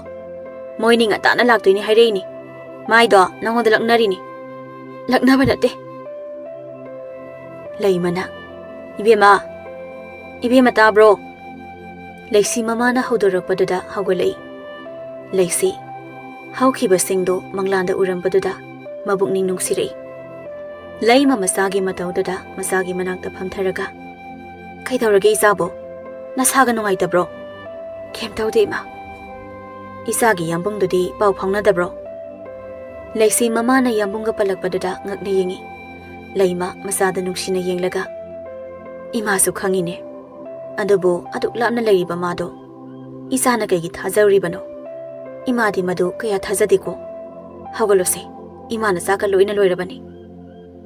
Asi hairam laga laima masagi manaktagi thoki. Leisi magi phone du lok hangi aduga magi yambungi message lakpri yengi adubu laamde. Leisi mapungning nuksina leibaduga magi yambungi message leiramdaba. Call tawra amdabadudana hena mapungning hena nuksiraami. Yambung yaure phau kemta hairaktaba. Aibu call tawsirane. Tawreda ma thabakna yadabagi oiramgani. Asomdana mangal phone da wari kana tawri. Nangi number se aina koi thiraga lawreini. Linthoina aseng baira ado ibani koina dabani ne. Ado nang Delhi da ꯀꯩꯗꯕꯒꯤ ꯂꯩꯅꯣ? ꯑꯩ ꯊꯕꯛ ꯑꯃꯒꯤ ꯂꯩꯕꯅꯦ, ꯑꯗꯣ ꯅꯪꯗꯤ ꯃꯅꯤꯄꯨꯔꯗ ꯊꯣꯛꯅꯤꯡꯗ꯭ꯔꯣ? ꯍꯟꯗꯛꯀꯤ ꯅꯤꯡꯉꯣꯜ ꯆꯥꯛꯀꯧꯕꯁꯤꯗ ꯊꯣꯛꯇꯣꯏꯅꯤ, ꯑꯗꯣ ꯍꯣꯔꯦꯟ ꯉꯥꯏꯍꯥꯛ ꯀꯣꯏꯔꯨꯁꯤ ꯌꯥꯕ ꯅꯠꯇ꯭ꯔꯣ? ꯌꯥꯏꯌꯦ ꯀꯣꯏꯔꯨꯁꯤ, ꯑꯗꯨꯗꯤ ꯊꯝꯃꯦꯀꯣ꯫ ꯑꯁꯤ ꯍꯥꯏꯔꯒ ꯐꯣꯟꯗꯣ ꯊꯝꯈ꯭ꯔꯦ꯫ ꯃꯉꯥꯜ ꯐꯣꯟꯗꯣ ꯊꯝꯈ꯭ꯔꯒ ꯃꯥꯒꯤ ꯐꯣꯟ ꯁ꯭ꯀ꯭ꯔꯤꯟꯗ ꯊꯝꯂꯤꯕ ꯂꯩꯁꯤꯒꯤ ꯐꯣꯇꯣꯗꯣ ꯌꯦꯡꯂꯒ, ꯑꯕꯦꯝꯃ, ꯌꯥꯏꯕꯤ, ꯑꯩ ꯅꯪꯕꯨꯗꯤ ꯅꯨꯡꯁꯤꯗꯕ ꯅꯠꯇꯦ, ꯑꯗꯨꯕꯨ ꯀꯗꯥꯏꯗꯒꯤꯅꯣ ꯈꯪꯗꯕ ꯂꯤꯟꯊꯣꯏꯁꯦ ꯊꯦꯡꯅꯔꯨꯕꯗꯒꯤ ꯅꯪꯁꯦ ꯅꯤꯡꯁꯤꯡꯉꯨ ꯍꯥꯏꯕ ꯌꯥꯗꯦ, ꯑꯗꯨꯕꯨ ꯅꯪꯅꯗꯤ ꯑꯩꯕꯨ ꯀꯩꯁꯨ ꯈꯜꯂꯝꯃꯣꯏ, ꯂꯥꯞꯅꯕꯅꯤꯅ ꯅꯪꯅ ꯑꯩꯕꯨ ꯀꯩꯁꯨ ꯅꯨꯡꯁꯤꯔꯝꯃꯣꯏꯗ꯫ ꯂꯦꯞꯄ ꯂꯩꯇꯅ ꯆꯠꯈꯤꯕꯅ ꯃꯇꯝ ꯈꯔ ꯍꯧꯈ꯭ꯔꯦ꯫ ꯅꯨꯃꯤꯗꯥꯡꯒꯤ ꯃꯇꯝꯅꯤ꯫ ꯂꯩꯁꯤ ꯄꯦꯟꯅ ꯀꯞꯄꯤ꯫ ꯌꯥꯝꯕꯣꯡ, ꯑꯗꯨ ꯀꯨꯏꯅ ꯆꯤꯟꯕ꯭ꯔꯥ? ꯅꯪꯒꯤ ꯌꯥꯏꯕꯤꯕꯨ ꯅꯤꯡꯁꯤꯡꯕ ꯄꯣꯛꯇ꯭ꯔꯕꯣ? ꯑꯩꯅ ꯀꯣꯜ ꯇꯧꯔꯁꯨ ꯆꯤꯜꯂꯦꯅ ꯑꯗꯨꯝ ꯍꯥꯏ, ꯑꯗꯨꯝ ꯆꯤꯟꯗꯨꯅ ꯂꯩꯈ꯭ꯔꯕ꯭ꯔꯥ? ꯅꯨꯡꯁꯤꯕꯁꯦ ꯑꯁꯨꯝꯅ ꯇꯧꯕ꯭ꯔꯥ? ꯄꯨꯡꯈꯥꯏ ꯑꯃꯇ ꯑꯣꯏꯔꯁꯨ ꯃꯇꯝ ꯈꯥꯏꯗꯣꯛꯄ ꯐꯥꯎꯕ ꯐꯪꯗ꯭ꯔꯕꯀꯣ? ꯌꯥꯝꯕꯣꯡ, ꯅꯪ ꯌꯥꯝ ꯐꯠꯇꯦ, ꯑꯩꯕꯨ ꯌꯥꯝ ꯋꯥꯍꯜꯂꯦ, ꯑꯩ ꯅꯪꯕꯨ ꯉꯥꯏꯈꯤꯅꯤꯌꯦ꯫ ꯂꯩꯁꯤ ꯃꯊ꯭ꯋꯥꯏ ꯌꯥꯝ ꯅꯨꯡꯉꯥꯏꯔꯝꯗꯦ꯫ ꯃꯇꯝꯗꯨꯗ ꯂꯩꯁꯤꯒꯤ ꯐꯣꯟꯗꯣ ꯔꯤꯡ ꯑꯃ ꯂꯥꯛꯏ꯫ ꯐꯣꯟꯒꯤ ꯔꯤꯡꯗꯣ ꯇꯥꯕꯗ ꯂꯩꯁꯤ ꯐꯣꯟꯗꯨꯗ ꯌꯦꯡꯉꯤ꯫ ꯌꯥꯝꯕꯨꯡ ꯑꯣꯏꯔꯝꯕꯗꯨꯗ ꯍꯔꯥꯎꯅ ꯄꯥꯏꯈꯠꯂꯤ꯫ ꯌꯥꯝꯕꯨꯡ! ꯍꯥꯎꯅꯤ ꯌꯥꯏ꯫ ꯂꯩꯁꯤ ꯁꯥꯎꯅꯤꯡꯂꯝꯕ ꯄꯨꯝꯕ ꯇꯥꯟꯖꯥꯗꯨꯗ ꯃꯥꯡꯈꯤ꯫ ꯌꯥꯝꯕꯨꯡ ꯊꯣꯛꯂꯛꯑꯕꯣ? ꯑꯩ ꯍꯌꯦꯡ ꯏꯝꯐꯥꯜꯗ ꯊꯣꯛꯂꯛꯀꯅꯤꯌꯦ, ꯌꯥꯏꯕꯤ ꯉꯥꯏꯔꯝꯃꯣꯏꯗ꯭ꯔꯣ? ꯉꯥꯏꯔꯝꯗꯣꯏꯅꯦ꯫ ꯑꯗꯣ ꯌꯥꯏ, ꯑꯩ ꯂꯥꯛꯄꯒ ꯍꯤꯌꯥꯡꯊꯥꯡꯗ ꯂꯩꯕ ꯕꯣꯔ ꯂꯥꯏ ꯈꯣꯏꯔꯝꯐꯝꯗꯨꯗꯅꯦ ꯆꯠꯁꯤꯀꯣ, ꯏꯕꯥꯅꯤ ꯊꯨꯡꯅꯍꯟꯕꯤꯌꯣꯅ ꯅꯤꯁꯤꯀꯣ꯫ ꯃꯉꯥꯜ ꯃꯥꯒꯤ ꯀꯣꯜꯗ ꯋꯦꯇꯤꯡ ꯆꯪꯁꯤꯜꯂꯛꯏ꯫ ꯂꯤꯟꯊꯣꯏ ꯑꯣꯏꯕꯗꯨꯗ ꯃꯉꯥꯜ ꯂꯩꯁꯤꯗ ꯋꯥ ꯊꯩꯗꯣꯔꯤ꯫ ꯌꯥꯏ, ꯑꯗꯨꯗꯤ ꯑꯩ ꯍꯌꯦꯡ ꯄꯨꯡ 8ꯒꯤ ꯐ꯭ꯂꯥꯏꯠꯇ ꯂꯥꯛꯇꯣꯏꯅꯦ, ꯍꯌꯦꯡ ꯐꯥꯎꯅꯔꯁꯤꯀꯣ, ꯑꯩꯁꯨ ꯋꯥꯔꯦ, ꯉꯁꯤꯒꯤꯗꯤ ꯄꯣꯊꯥꯔꯒꯦꯀꯣ, ꯌꯥꯏꯁꯨ ꯄꯣꯊꯥꯔꯣꯀꯣ꯫ ꯑꯁꯤ ꯍꯥꯏꯔꯒ ꯐꯣꯟꯗꯨ ꯀꯛꯈꯤ꯫ ꯂꯩꯁꯤ ꯌꯥꯝ ꯍꯔꯥꯎꯖꯩ꯫ ꯁꯣꯝꯗꯅ ꯃꯉꯥꯜ ꯂꯤꯟꯊꯣꯏꯒ ꯋꯥꯔꯤ ꯀꯟꯅ ꯁꯥꯟꯅꯔꯤ꯫ ꯅꯨꯃꯤꯠꯇꯨ ꯍꯧꯈ꯭ꯔꯦ꯫ ꯉꯁꯤꯅꯤ ꯂꯩꯁꯤ ꯃꯥꯒꯤ ꯌꯥꯝꯕꯨꯡꯒ ꯊꯦꯡꯅꯔꯅꯤ ꯈꯟꯅ ꯌꯥꯝꯅ ꯍꯔꯥꯎꯖꯔꯝꯃꯤ꯫ ꯂꯩꯁꯤ ꯃꯥꯒꯤ ꯌꯥꯝꯕꯨꯡꯕꯨ ꯎꯔꯅꯤ ꯈꯟꯅ ꯍꯔꯥꯎ ꯍꯔꯥꯎꯅ ꯂꯥꯛꯏ꯫ ꯂꯝꯕꯤꯗꯅꯤ ꯊꯣꯏꯕꯤꯅ, ꯂꯩꯁꯤ, ꯅꯪꯗꯤ ꯑꯦꯌꯥꯔꯄꯣꯔꯠꯀꯤ ꯒꯦꯠꯁꯤꯗ ꯀꯩꯗꯧꯔꯤꯕ? ꯃꯤ ꯑꯃ ꯉꯥꯏꯔꯝꯕꯅꯦ꯫ ꯉꯥꯏꯍꯧꯔꯣ, ꯑꯗꯣ ꯑꯩ ꯈꯔ ꯊꯨꯔꯦ, ꯆꯠꯂꯝꯃꯒꯦꯀꯣ꯫ ꯍꯣꯏ꯫ ꯂꯩꯁꯤ ꯗꯨꯀꯥꯟ ꯑꯃꯒꯤ ꯃꯅꯥꯛꯇ ꯂꯩ꯫ ꯃꯥꯒꯤ ꯌꯥꯝꯕꯨꯡ ꯃꯥꯟꯕ ꯑꯃ ꯊꯣꯛꯂꯛꯄ ꯎꯕꯗꯨꯗ ꯍꯔꯥꯎ ꯍꯔꯥꯎ ꯁꯣꯔꯣꯛꯇꯨ ꯂꯥꯟꯊꯣꯛꯀꯦꯅ ꯆꯦꯟꯆꯠ ꯇꯧꯏ꯫ ꯃꯇꯝꯗꯨꯗ ꯇꯥꯇꯥ ꯒꯥꯔꯤ ꯑꯃ ꯊꯧꯔꯛꯏ꯫ ꯇꯥꯇꯥꯗꯨꯁꯨ ꯕ꯭ꯔꯦꯛ ꯐꯥꯕ ꯅꯪꯍꯧꯗꯦ꯫ ꯂꯩꯁꯤꯕꯨ ꯊꯣꯝꯗꯠꯂꯝꯂꯒ ꯑꯗꯨꯃꯛ ꯊꯧꯈ꯭ꯔꯦ꯫ ꯃꯌꯥꯝꯗꯣ ꯑꯦꯛꯁꯤꯗꯦꯟ ꯊꯣꯛꯐꯝꯗꯨꯗ ꯂꯣꯏꯅ ꯆꯦꯟꯁꯤꯟꯅꯔꯝꯃꯤ꯫ ꯃꯉꯥꯜꯁꯨ ꯃꯤꯌꯥꯝꯅ ꯆꯦꯟꯁꯤꯟꯅꯔꯤꯕ ꯑꯗꯣꯝꯗ ꯆꯦꯟꯁꯤꯜꯂꯛꯏ, ꯑꯗꯨꯒ ꯆꯪꯁꯤꯜꯂꯤ꯫ ꯌꯦꯡꯉꯤ ꯅꯨꯄꯥ ꯑꯃꯅ, ꯑꯁꯣꯛꯄꯁꯦ ꯍꯣꯁꯄꯤꯇꯥꯜꯗ ꯄꯨꯈꯠꯁꯤ꯫ ꯃꯉꯥꯜ ꯁꯣꯛꯇꯨꯅ ꯂꯩꯔꯤꯕ ꯅꯨꯄꯤꯗꯣ ꯄꯝꯈꯠꯇꯨꯅ ꯒꯥꯔꯤ ꯑꯃꯗ ꯍꯥꯞꯇꯨꯅ ꯍꯣꯁꯄꯤꯇꯥꯜꯗ ꯄꯨꯈꯠꯂꯤ꯫ ꯍꯣꯁꯄꯤꯇꯥꯜ ꯌꯧꯔꯦ꯫ ꯃꯅꯨꯡꯗ ꯏꯟꯁꯤꯟꯈ꯭ꯔꯦ꯫ ꯅꯨꯄꯥ ꯑꯃꯅ ꯃꯉꯥꯜꯗ ꯍꯥꯏꯔꯤ, ꯏꯕꯨꯡꯉꯣ, ꯁꯤ ꯐꯣꯟꯁꯦ ꯄꯨꯁꯤꯟꯈ꯭ꯔꯤꯕ ꯏꯕꯦꯝꯃꯁꯤꯒꯤ ꯑꯣꯏꯔ ꯃꯥꯜꯂꯦ, ꯏꯕꯨꯡꯉꯣꯅ ꯄꯥꯏꯁꯤꯟꯕꯤꯌꯨ꯫ ꯑꯁꯤ ꯍꯥꯏꯔꯒ ꯐꯣꯟꯗꯨ ꯄꯤꯔꯛꯏ꯫ ꯃꯉꯥꯜ ꯐꯣꯟꯗꯨ ꯂꯧꯔꯒ ꯐꯣꯟꯒꯤ ꯁ꯭ꯀ꯭ꯔꯤꯟꯗꯨꯗ ꯌꯦꯡꯉꯤ꯫ ꯃꯉꯥꯜ ꯉꯛꯅ, ꯁꯤꯗꯤ ꯑꯩꯒꯤ ꯐꯣꯇꯣꯅꯤꯅꯦ ꯍꯥꯞꯄꯤꯁꯦ꯫ ꯌꯥꯝꯕꯨꯡ ꯃꯤꯁ ꯀꯣꯜ 50꯫ ꯑꯕꯦꯝꯃ! ꯐꯣꯟꯗꯨ ꯂꯣꯛꯇꯨ ꯂꯥꯏꯅ ꯍꯥꯡꯉꯤ, ꯑꯗꯨꯒ ꯌꯦꯡꯉꯤ꯫ ꯃꯉꯥꯜ ꯐꯣꯟꯗꯨꯗ ꯌꯦꯡꯂꯒ ꯃꯃꯤꯠꯇꯒꯤ ꯃꯄꯤ ꯇꯞꯅ ꯇꯞꯅ ꯁꯤꯟꯊꯔꯛꯏ꯫ ꯎꯔꯦ ꯂꯩꯁꯤꯒꯤ ꯐꯣꯟꯒꯤ ꯅꯣꯠꯇ ꯏꯔꯝꯂꯤꯕꯗꯣ꯫ ꯌꯥꯝꯕꯨꯡ, ꯑꯩ ꯌꯥꯝ ꯋꯥꯔꯧꯏ, ꯊꯕꯛ ꯆꯤꯜꯂꯤ ꯍꯥꯏꯗꯨꯅ ꯄꯥꯎ ꯍꯦꯛꯇ ꯐꯥꯎꯔꯛꯇꯕ, ꯑꯗꯨꯕꯨ ꯌꯥꯝꯕꯨꯡ, ꯑꯩ ꯉꯁꯤꯗꯤ ꯀꯞꯄꯤ ꯌꯥꯝꯕꯨꯡ꯫ ꯑꯃꯁꯨ ꯊꯦꯡꯅꯩ꯫ ꯌꯥꯝꯕꯨꯡ, ꯑꯩ ꯏꯁꯧ ꯃꯆꯥ ꯌꯥꯝ ꯂꯥꯡꯅꯤꯡꯉꯤꯀꯣ, ꯑꯗꯨꯕꯨ ꯂꯥꯡꯕꯤꯔꯔꯣꯏ, ꯅꯨꯡꯉꯥꯏꯇꯦꯕ꯫ ꯌꯥꯝꯕꯨꯡ ꯉꯥꯏꯔꯒꯦ, ꯀꯣꯛꯆꯥꯛ, ꯅꯨꯡꯁꯤꯗꯦ ꯍꯥꯏꯁꯤꯅꯤ꯫ ꯑꯩ ꯉꯥꯏꯈꯤꯅꯤꯌꯦ, ꯌꯥꯝꯕꯨꯡꯅ ꯂꯥꯛꯄ꯫ ꯌꯥꯝꯕꯨꯡ, ꯑꯩ ꯌꯥꯝ ꯋꯥꯔꯤ ꯉꯁꯤꯗꯤ꯫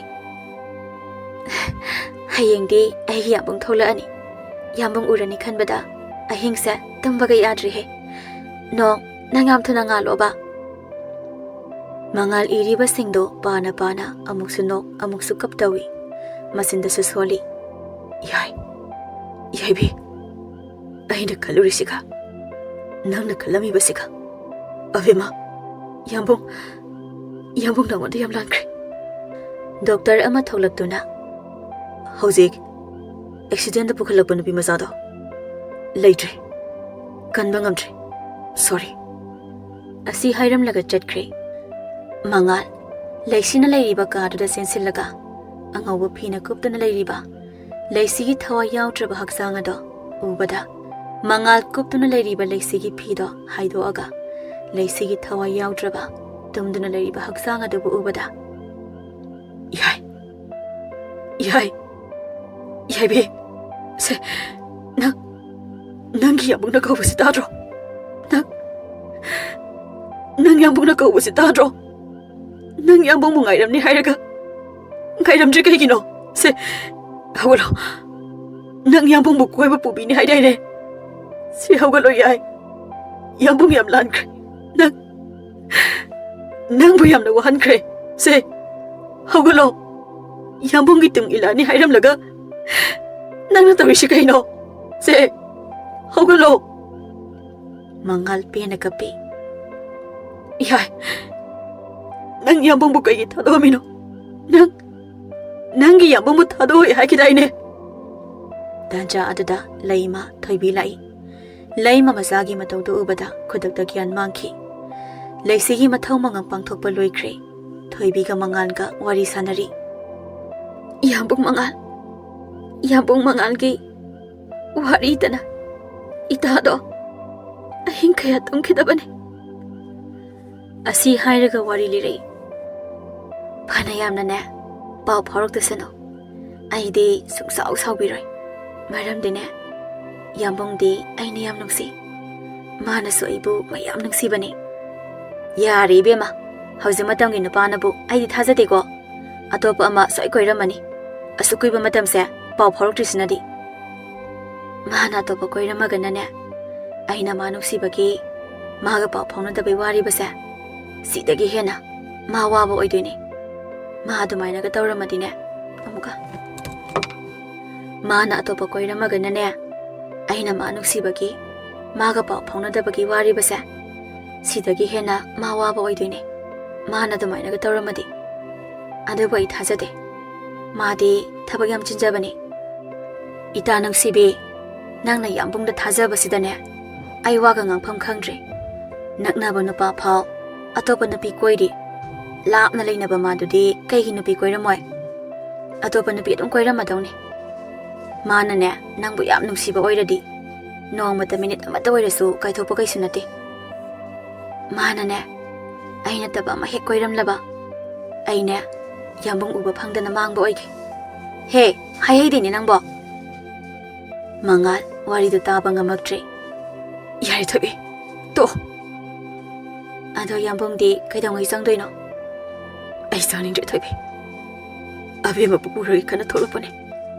ado ma puda na ihalaroi chakhiba mana chakraso le horiba yambong gi tungi khandaba yaroi ai gi abi puda na karam na doiro aige abe mada aranba soiba minamba kra tawkre madumangna aina wazawbone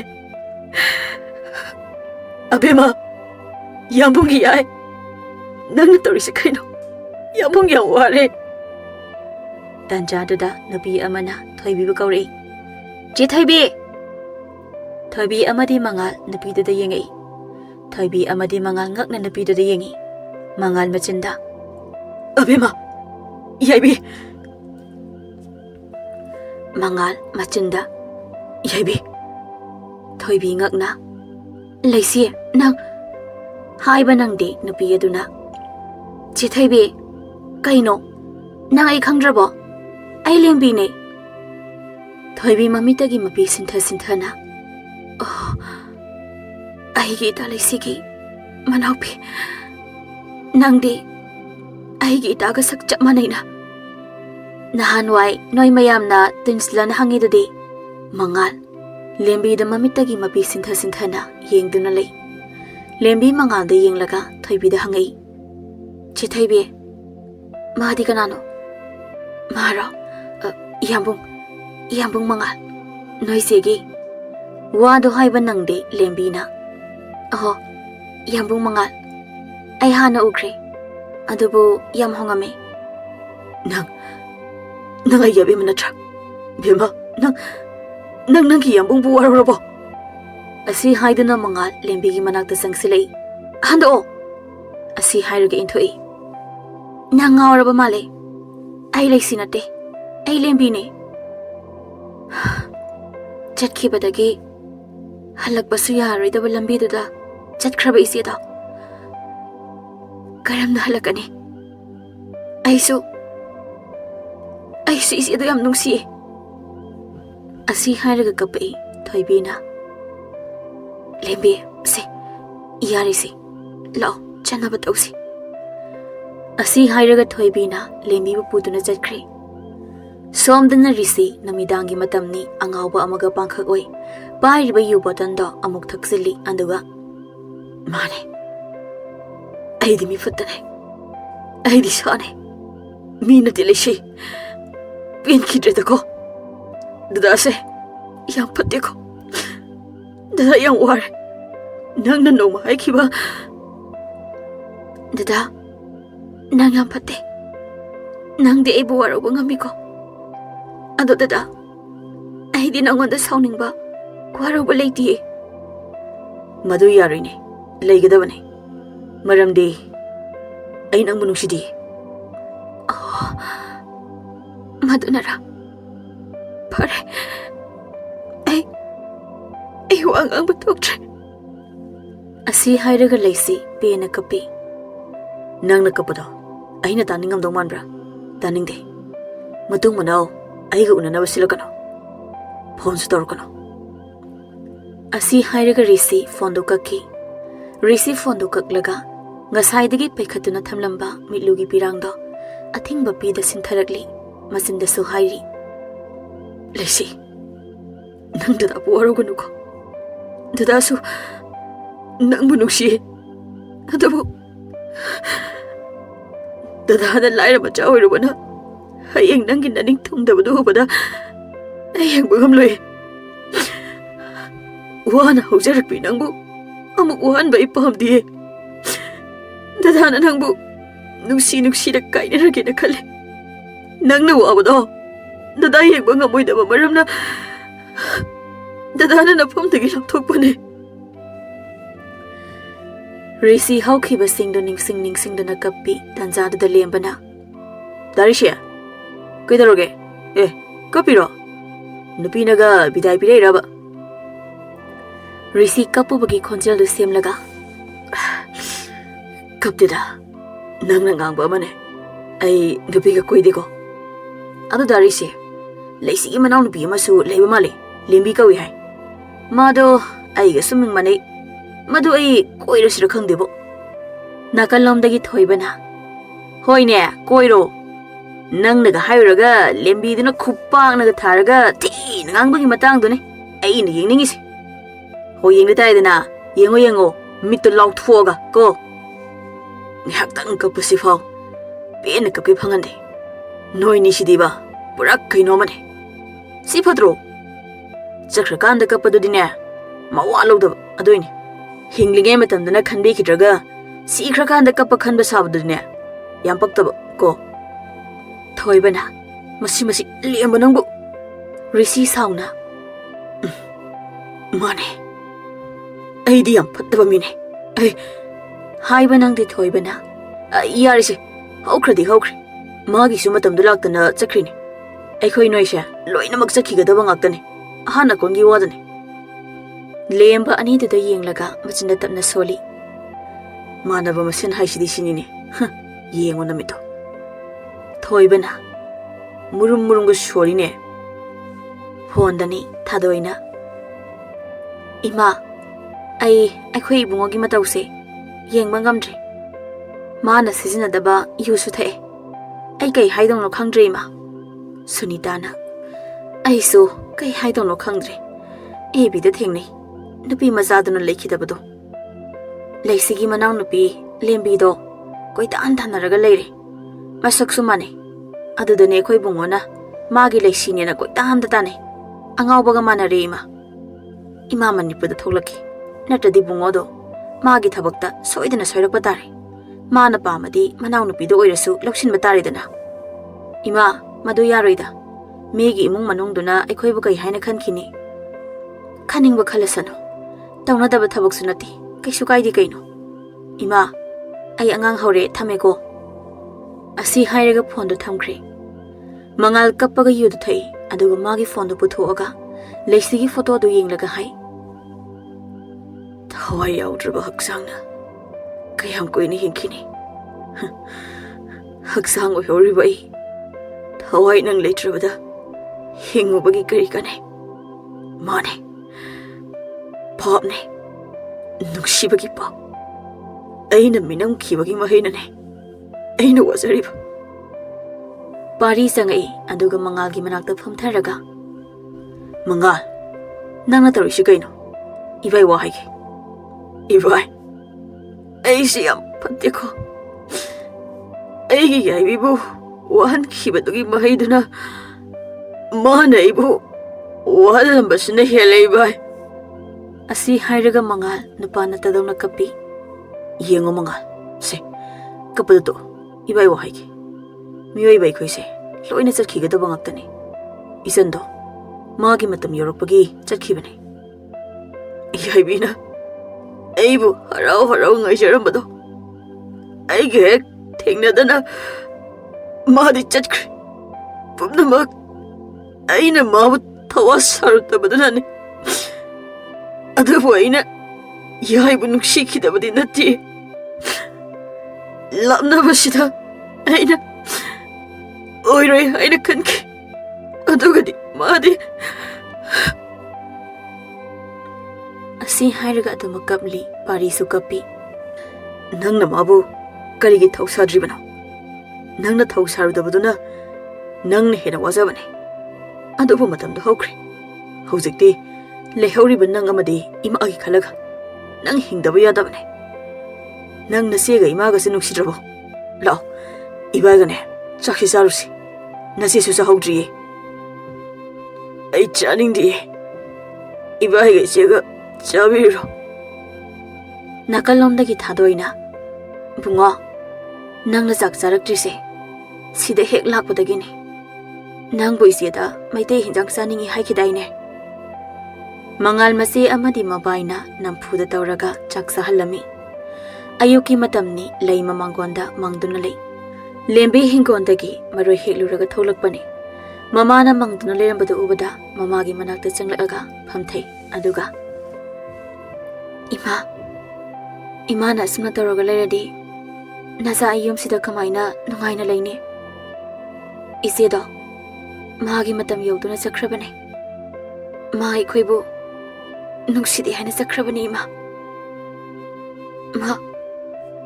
Ma aigi isene haibada yam lemjade. Manawai bu ngairamdana chatki. Nasigi nungsiraba masakto uraktaba thabum masing yam silakli. Harau noong mata sauba nungaitaba maithong utkidaba isade imagi laisi. Isagi mahut imahana chatkadaba lambiduda isana karamna chalamgadi. Ima yari to obase. Imana duna tawradi nachahidi karamna leyo haibano. Isegi saktamdo thawai yaudraba haksangdo phauba manawaina ubu phangkhidabani ima. Isedo maya pate. Ima mana patabagine. Ma minusik kang mandi ema. Aikoy matadog laga chatkiye. Isado piklingay dagi maning thungsaraktrabin. Oh, pamukred ako.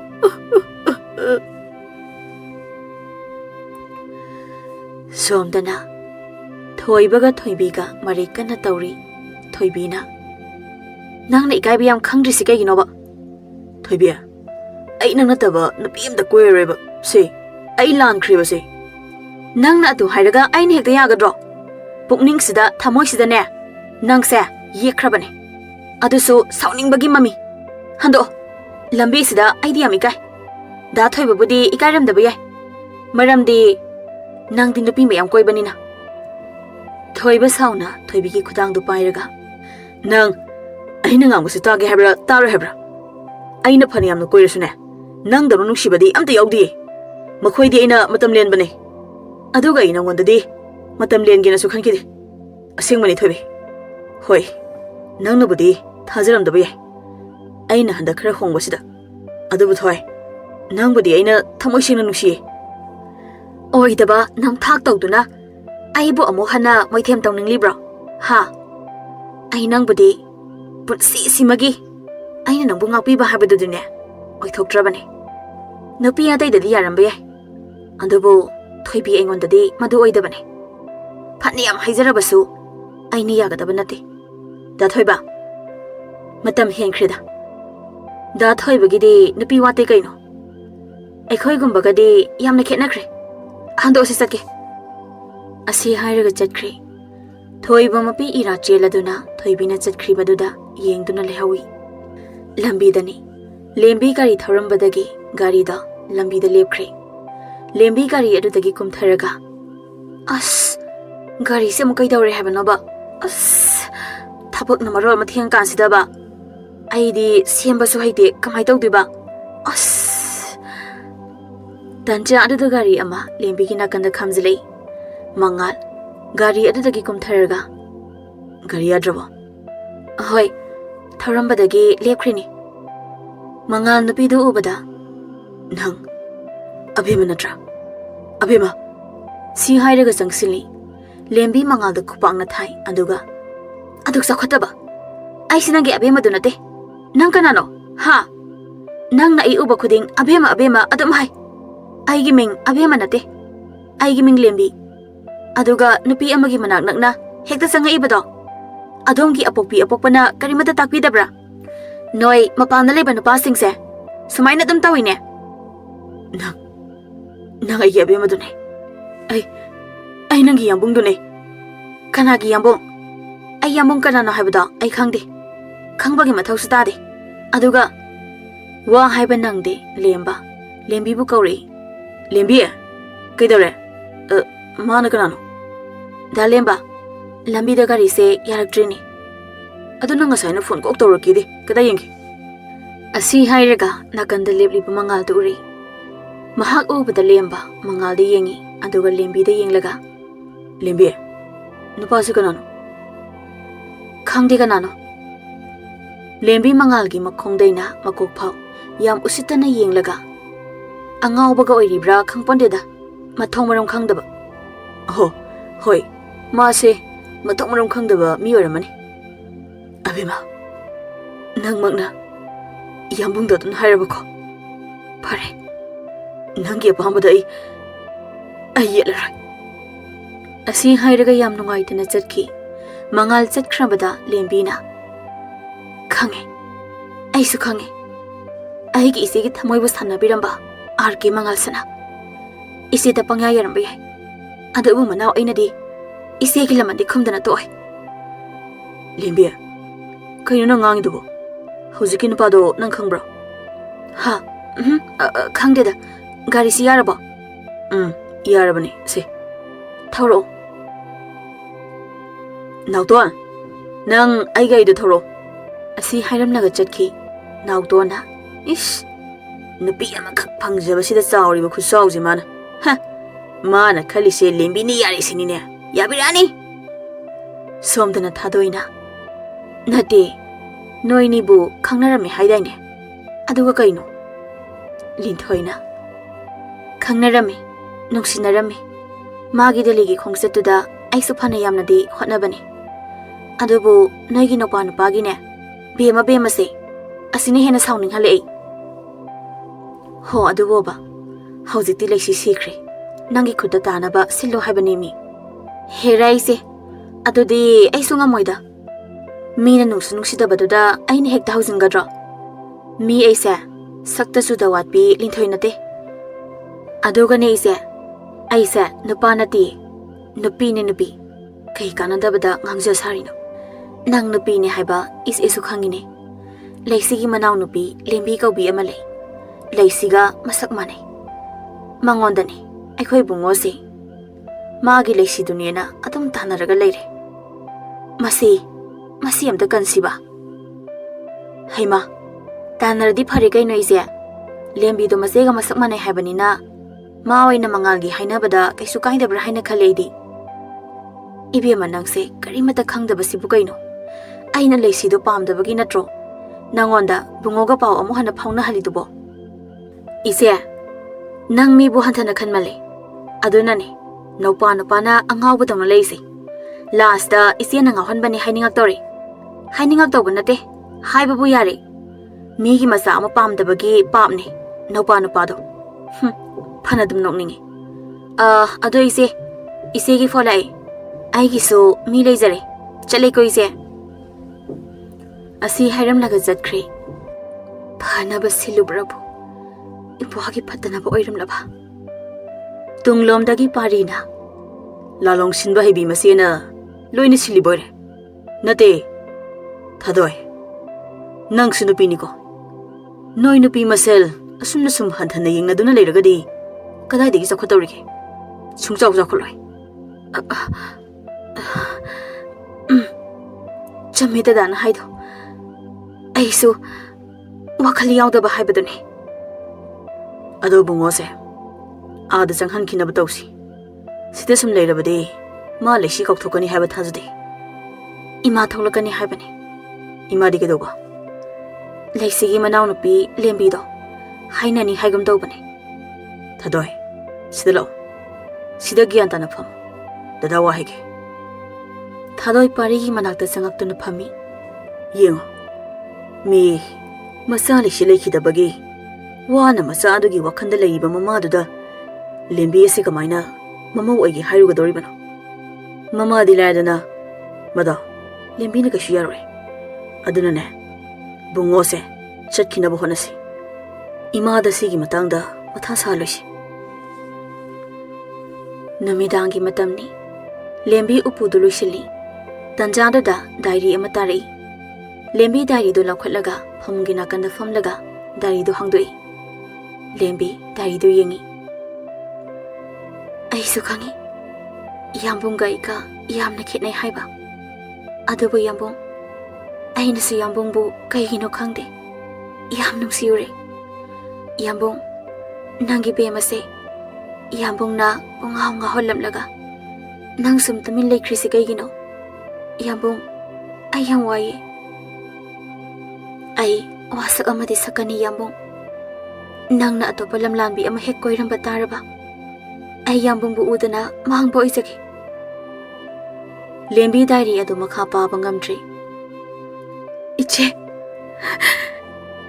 Hoi iche. Aigi se nungsibe. Nangna taram libasi kahino.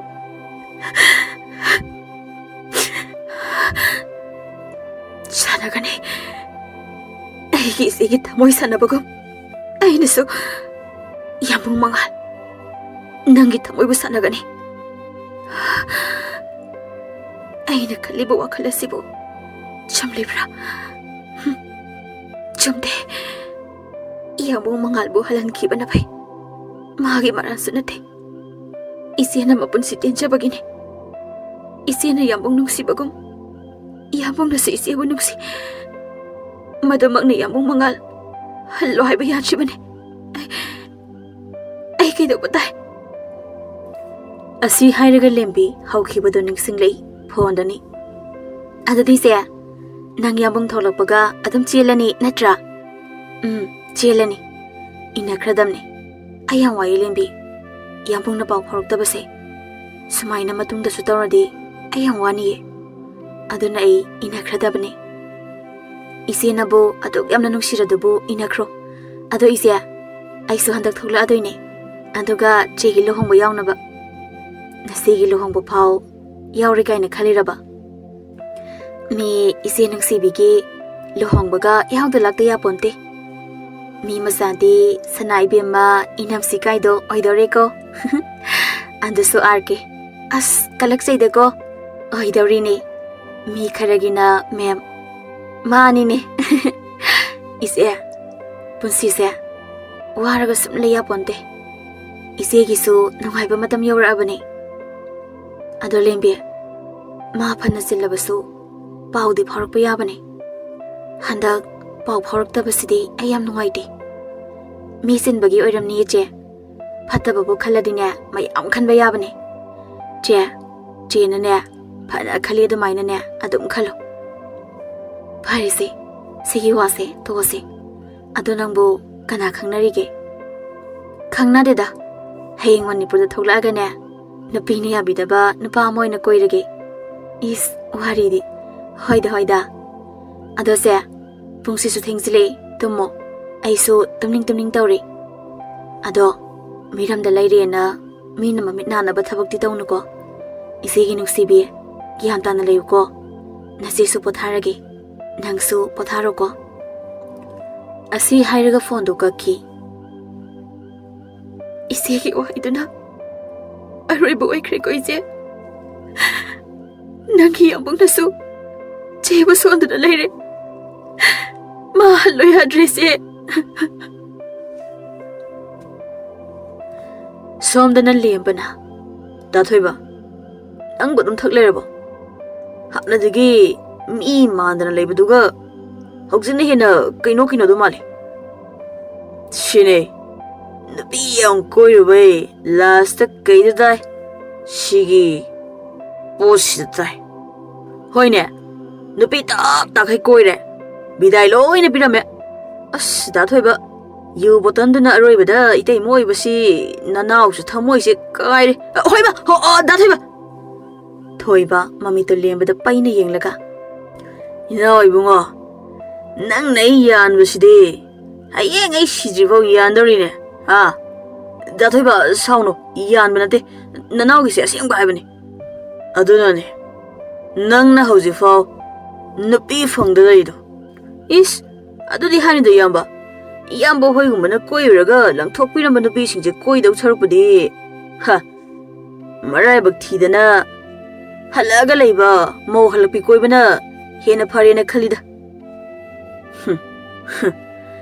mo halpi koidoriba leisabi phamalagdabe hoi chak pro chak tida chak tradi tumina tho wanganga no ai tume asi hairaga lembada phaijap singkhalaga tumki asomdana phone dani linthoina mangal nang yumda hanabado aini yumda hanba handaba nang na wal pasaro haide aina hanimba matamda hangani mangal wari se ai loina khangi pumnamak ai gi sen sinmane ai shu wakal leptaba haibadu oire adumagnane ai ninga si wariba Nungshiba aigi abemagi nokmi ba mai thong ubagi mahutta thawai yaudraba masak oin ukhibasu madu hawkhri mangal hawjikti tungda lakadabado mayokna batabani nangna pamisi kaino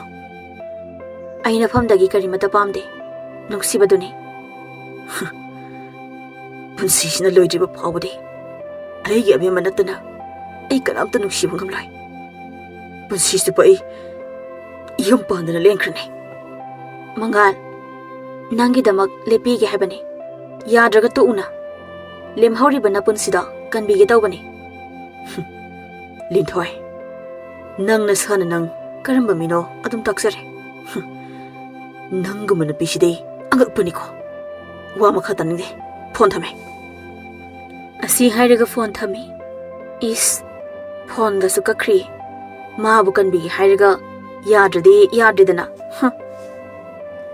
ayuki matamni mangal lembi tholok pangaidi lembi su ising soki haiduna sanabul ama puraga thoglei lembi mi amana kawbudu tabadagi tunglomda yenglei mangal da ngakna yengi mangal pot lama piri aina noise gi nena leirakibane adubu noise de aibu thadokna sakre posigi mapuse nawondo aina pirake lembi potu lawi yambo mangal lembi na yambung kawrakpado mathangmoi puba ngamde leisi lembi masakta nate khonjen sumane noini se sakta nate manaba khonjen sumane lembi Sigi pot sigi mapuse. Nang na oibiyoko. Asi hairam lagat chatki. Lembi su mangana satki bado nungai tana yengkhawi. Namidangi matamni thadoi amadi pari mangal chakzari. Pari na. Hayeng pung kaya dano nang na paidusina. Daramathoi dagine. Mathang tholokpadadi sigumba thodokse thoktabo oirasano. Je. Manipur si nungsiko. Leibasu phangdaba. Pokpuna Manipurda. Leiba na miramda. Nungsirabi. Manipur ikhungsase. Handakisina. Aroiba oiragise. He angauba. Karigi aroiba oidino. Nangi pongnafamni. Nasagi pongnafamsi adumai na miraiba yabro. Iwai. Aigi pongnafamsina. Aibu hena wahale. Nungsibi mahaksu. Imang magtada. Ishora lokshin biki. Sidabu ay. Bunga. Nang nasibu nungsidraba. Nang adam na haigano ba? Nungsi ise. Aduga karigi nang Manipurda laoida ba? Ise. Masi. Nanawgi piremni. Asum tawduna chak chaba loireduna pothanakre. Leisina. Chegi nungsibi. Nangdi isegi pumnamakni. Nangna isebu nungsirabadi. Hayeng yambongna chaliba asida. Nang inakro. Natrabadi nasegi thawaise. Nungai pham khangdana leiba tare. Nangdi isegi thawaini. Isegi mahut sinduna. Nang yambonggi tung illo. Yambonggi punsise. Nangna natrabadi. Anhoba mapok ama pokpinaba lairaroye. Nang ise na hairibase yawko. Isegi lembi. Lembi tumlambadagi puk hawgulei. Che!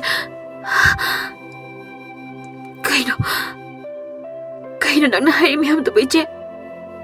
Tanjada da laima masagi kada sangai. Kaidawre, imagi lembi ya. Kaidawrage. Lembi mamabu nuksina yenglaga. Ima! Asi hairaga mamabu kolaga kapi. Manglanda masina hairamba singda tami. Laima sumachabu kolibado tapna inthoaga. Machagi tarakliba pirangdo taithokpiraga. Nang nachegi yathangbu. Ngakna chalukoi magi bema. Asi hairaga laima su kapi. Somdana thoiba pena kapi. Mane. Paapne. Aina purise. Nungsibagi paap. Mit iyamuba. Nupi masing khangdana koirubai. Thamoi sengna nungsijabi. Aigi thoibida. Migi oikidawrabako. Oh. Thoibe. Lemba tumambani mika phathoglaga. Ahing sida tengtha khonda taruka pidubu kana leitabu yaurge. Noi nupi kaina bai tengtha khondo. Nakong wayam chille bai. Chathoi. Nupi ni yabidabana. Oh nupi na kauthok pirambo. Lamhangdar kaino tengtha khondo lauro haiba. Ai tumningbana sidore haiba ko. Nupi ni yabidaba nangnadi khangoye. Nungshiba kainabagi maisakse. Ho nupi ni yabidaba. Masigo yamba oirusne. Nakhang kitu kinji pishiladi. Nahi tagi tani semasya. Kaino nangna murumurunga solidna. Taning dine. Hoiba se yamba potharoba. Aikhoidi nupi ni yabidabane. Aduna noi nungshiba kainabagi maisakto khangdeba. Khangbasu pamde. Maramdi isawanabani. Laose. Asi hairaga lembada. Thoibabu chingkhatpiduna phamungda thangjanbiri. Dumlauna thadai. Ayo. Nupi yabidaba. Khongbana langshille me aijibo. Langshille ne. Nungani na. Asi hairaga tumthaki. Pumme. Padana pumme. Phamungda thangjili sibu khongbandai. Mabukse phatkidra. Asi hairaga lembado magi hifamda changki. Namito haukhri. Mangal chatlamdagi thoglei thadoina. Phajana chatluko. Parina. Lolo. Hoise. ꯑꯗꯨꯗꯤ ꯑꯩ ꯌꯧꯕꯒ phone ꯇꯧꯔꯛꯑꯒꯦ ꯒ꯭ꯌꯥꯟ ꯇꯥꯅ ꯂꯩꯌꯨꯀꯣ ꯕꯨꯡꯉꯣ ꯃꯉꯥꯜ ꯃꯆꯦꯒꯤ ꯃꯆꯥꯗꯨꯗ ꯑꯃꯨꯛ ꯃꯃꯣ ꯆꯠꯂꯨꯈꯤꯒꯦꯀꯣ ꯃꯃꯣ ꯃꯊꯪ ꯂꯥꯛꯄꯗꯗꯤ ꯅꯣꯛꯑꯒ ꯂꯥꯛꯎꯀꯣ ꯃꯉꯥꯜ ꯑꯉꯥꯡꯒꯤ ꯋꯥꯍꯩꯗꯨꯗ ꯀꯝꯅꯣꯛ ꯇꯧꯔꯒ ꯂꯥꯛꯇꯣꯏꯅꯦ ꯃꯆꯥ ꯂꯥꯛꯑꯣ ꯂꯥꯛꯑꯣ ꯃꯉꯥꯜ ꯄꯨꯡꯁꯤ ꯌꯥꯗ꯭ꯔꯦ ꯑꯁꯤ ꯍꯥꯏꯔꯒ ꯃꯉꯥꯜ ꯑꯃꯗꯤ ꯄꯥꯔꯤ ꯊꯣꯛꯈ꯭ꯔꯦ ꯉꯥꯏꯍꯥꯛꯀꯤ ꯃꯇꯨꯡ ꯂꯦꯝꯕꯤ ꯊꯥꯗꯣꯏ ꯍꯣꯏꯗ ꯂꯥꯛꯏ ꯏꯆꯦ ꯏꯆꯦ ꯊꯥꯗꯣꯏ ꯊꯣꯛꯂꯛꯏ ꯀꯅꯥ ꯆꯦ ꯑꯩ ꯂꯦꯝꯕꯤ ꯂꯩꯁꯤꯒꯤ ꯑꯣ ꯀꯩ ꯊꯕꯛꯀꯤ ꯅꯪꯗꯤ ꯏꯌꯥꯝꯕꯨꯡꯕꯨ ꯃꯥꯗꯤ ꯗꯨꯕꯥꯏꯗ ꯆꯠꯅꯕ ꯍꯥꯏꯗꯅ ꯊꯣꯛꯈ꯭ꯔꯤ ꯄꯨꯡ ꯀꯌꯥꯒꯤ ꯐ꯭ꯂꯥꯏꯠꯇꯅꯣ ꯏꯆꯦ 12ꯒꯤꯅꯤ ꯑꯗꯨꯗꯤ ꯆꯦ ꯑꯩ ꯊꯣꯛꯈꯤꯒꯦ ꯑꯁꯤ ꯍꯥꯏꯔꯒ ꯊꯣꯛꯈ꯭ꯔꯤ ꯗꯥꯂꯦꯝꯕ ꯏꯌꯥꯔꯄꯣꯔꯠꯇ ꯊꯧꯔꯣ ꯄꯨꯡꯁꯤ ꯌꯥꯗ꯭ꯔꯦ ꯆꯠꯈ꯭ꯔꯦ ꯍꯥꯏꯕ꯭ꯔꯣ ꯑꯁ ꯁꯨꯡꯉꯥꯡ ꯂꯩꯔꯅꯨꯕ ꯍꯣꯏ ꯍꯣꯏ ꯑꯁꯤ ꯍꯥꯏꯔꯒ ꯊꯧꯈ꯭ꯔꯤ ꯀꯔꯤꯒꯤꯅꯣ ꯂꯦꯝꯕꯤꯅ ꯑꯩꯈꯣꯏ ꯕꯨꯡꯉꯣ ꯍꯪꯉꯤꯁꯤꯕꯣ ꯂꯦꯝꯕꯤ ꯆꯪꯒꯦꯅ ꯇꯧꯏ ꯁꯦꯀ꯭ꯌꯨꯔꯤꯇꯤ ꯑꯃꯅ ꯃꯇꯝ ꯍꯦꯟꯈ꯭ꯔꯦ ꯆꯪꯕ ꯌꯥꯔꯣꯏ ꯂꯦꯝꯕꯤ ꯅꯨꯡꯉꯥꯏꯇꯅ ꯂꯩ ꯂꯦꯝꯕꯁꯨ ꯂꯦꯝꯕꯤꯒꯤ ꯃꯇꯧꯗꯨ ꯅꯨꯡꯉꯥꯏꯇꯅ ꯌꯦꯡꯉꯤ ꯃꯉꯥꯜ ꯑꯔꯣꯏꯕ ꯑꯣꯏꯅ ꯃꯅꯤꯄꯨꯔꯒꯤ ꯐꯖꯕꯗꯨ ꯌꯦꯡꯂꯝꯂꯒ ꯅꯤꯡꯉꯝꯗꯅ ꯃꯆꯤꯟꯗꯁꯨ ꯁꯣꯜꯂꯤ ꯑꯕꯦꯝꯃ ꯏꯌꯥꯝꯕꯨꯡ ꯃꯐꯝꯁꯤꯗ ꯑꯃꯨꯛ ꯍꯟꯅ ꯂꯥꯛꯑꯔꯣꯏ ꯂꯣꯏꯈ꯭ꯔꯁꯅꯨ ꯑꯁꯨꯝꯅ 이번이기 와리 아두부 이양봉기 ꯄꯨꯟꯁꯤꯁꯤꯅ ꯍꯤꯡꯂꯤꯕ ꯃꯈꯩ ꯑꯩꯒꯤ ꯊꯋꯥꯏꯕꯨ ꯀꯥꯎꯕ ꯉꯝꯒꯅꯤ ꯊꯥꯖꯗ꯭ꯔꯦ ꯑꯁꯤ ꯍꯥꯏꯔꯒ ꯐ꯭ꯂꯥꯏꯠꯇ ꯀꯥꯒꯦꯅ ꯇꯧꯏ ꯇꯥꯟꯖꯥꯗꯨꯗ ꯈꯣꯟꯖꯦꯜ ꯑꯃꯅ ꯏꯌꯥꯝꯕꯣꯡ ꯑꯁꯤ ꯍꯥꯏꯔꯒ ꯆꯦꯟꯁꯤꯜꯂꯛꯏ ꯃꯇꯨꯡꯗꯁꯨ ꯁꯦꯀ꯭ꯌꯨꯔꯤꯇꯤꯁꯤꯡꯅ ꯇꯥꯟꯅꯔꯛꯏ ꯂꯦꯝꯕꯤ ꯃꯉꯥꯜꯗ ꯀꯣꯜꯂꯒ ꯏꯌꯥꯝꯕꯣꯡ ꯅꯪ ꯀꯩꯒꯤ ꯑꯩꯕꯨ ꯊꯥꯗꯣꯛꯇꯨꯅ ꯆꯠꯀꯦ ꯈꯜꯂꯤꯅꯣ ꯅꯪꯒꯤ ꯌꯥꯏꯕꯤꯕꯨ ꯅꯨꯡꯁꯤꯗ꯭ꯔꯕꯣ ꯏꯌꯥꯝꯕꯣꯡ ꯃꯉꯥꯜꯁꯨ ꯂꯦꯝꯕꯤꯕꯨ ꯀꯣꯜꯂꯒ ꯀꯞꯄꯤ ꯌꯥꯏꯕꯤ ꯑꯩꯒꯤ ꯑꯕꯦꯝꯃꯕꯨ ꯄꯨꯗꯅ ꯑꯩ ꯆꯠꯂꯣꯏ ꯅꯪ ꯀꯩꯒꯤ ꯌꯥꯝꯕꯨꯡꯕꯨ ꯋꯥꯍꯜꯂꯤꯅꯣ ꯌꯥꯏꯕꯤ ꯑꯩ ꯌꯥꯝꯕꯨꯡꯕꯨ ꯋꯥꯍꯜꯂꯣꯏꯌꯦ ꯑꯩ ꯌꯥꯝꯕꯨꯡꯕꯨ ꯋꯥꯍꯜꯂꯔꯣꯏꯌꯦ ꯃꯉꯥꯜ ꯂꯦꯝꯕꯤꯕꯨ ꯍꯧꯒꯠꯄꯤꯔꯒ ꯂꯦꯝꯕꯤꯒꯤ ꯇꯥꯔꯛꯂꯤꯕ ꯄꯤ ꯑꯗꯨ ꯇꯩꯊꯣꯛꯄꯤ ꯊꯋꯥꯏ ꯌꯥꯝꯕꯨꯡꯒꯤ ꯃꯥꯡꯗ ꯑꯗꯨꯝꯅ ꯀꯞꯀꯅꯨ ꯌꯥꯝꯕꯨꯡ ꯌꯥꯝ ꯋꯥꯏꯌꯦ ꯀꯞꯀꯅꯨ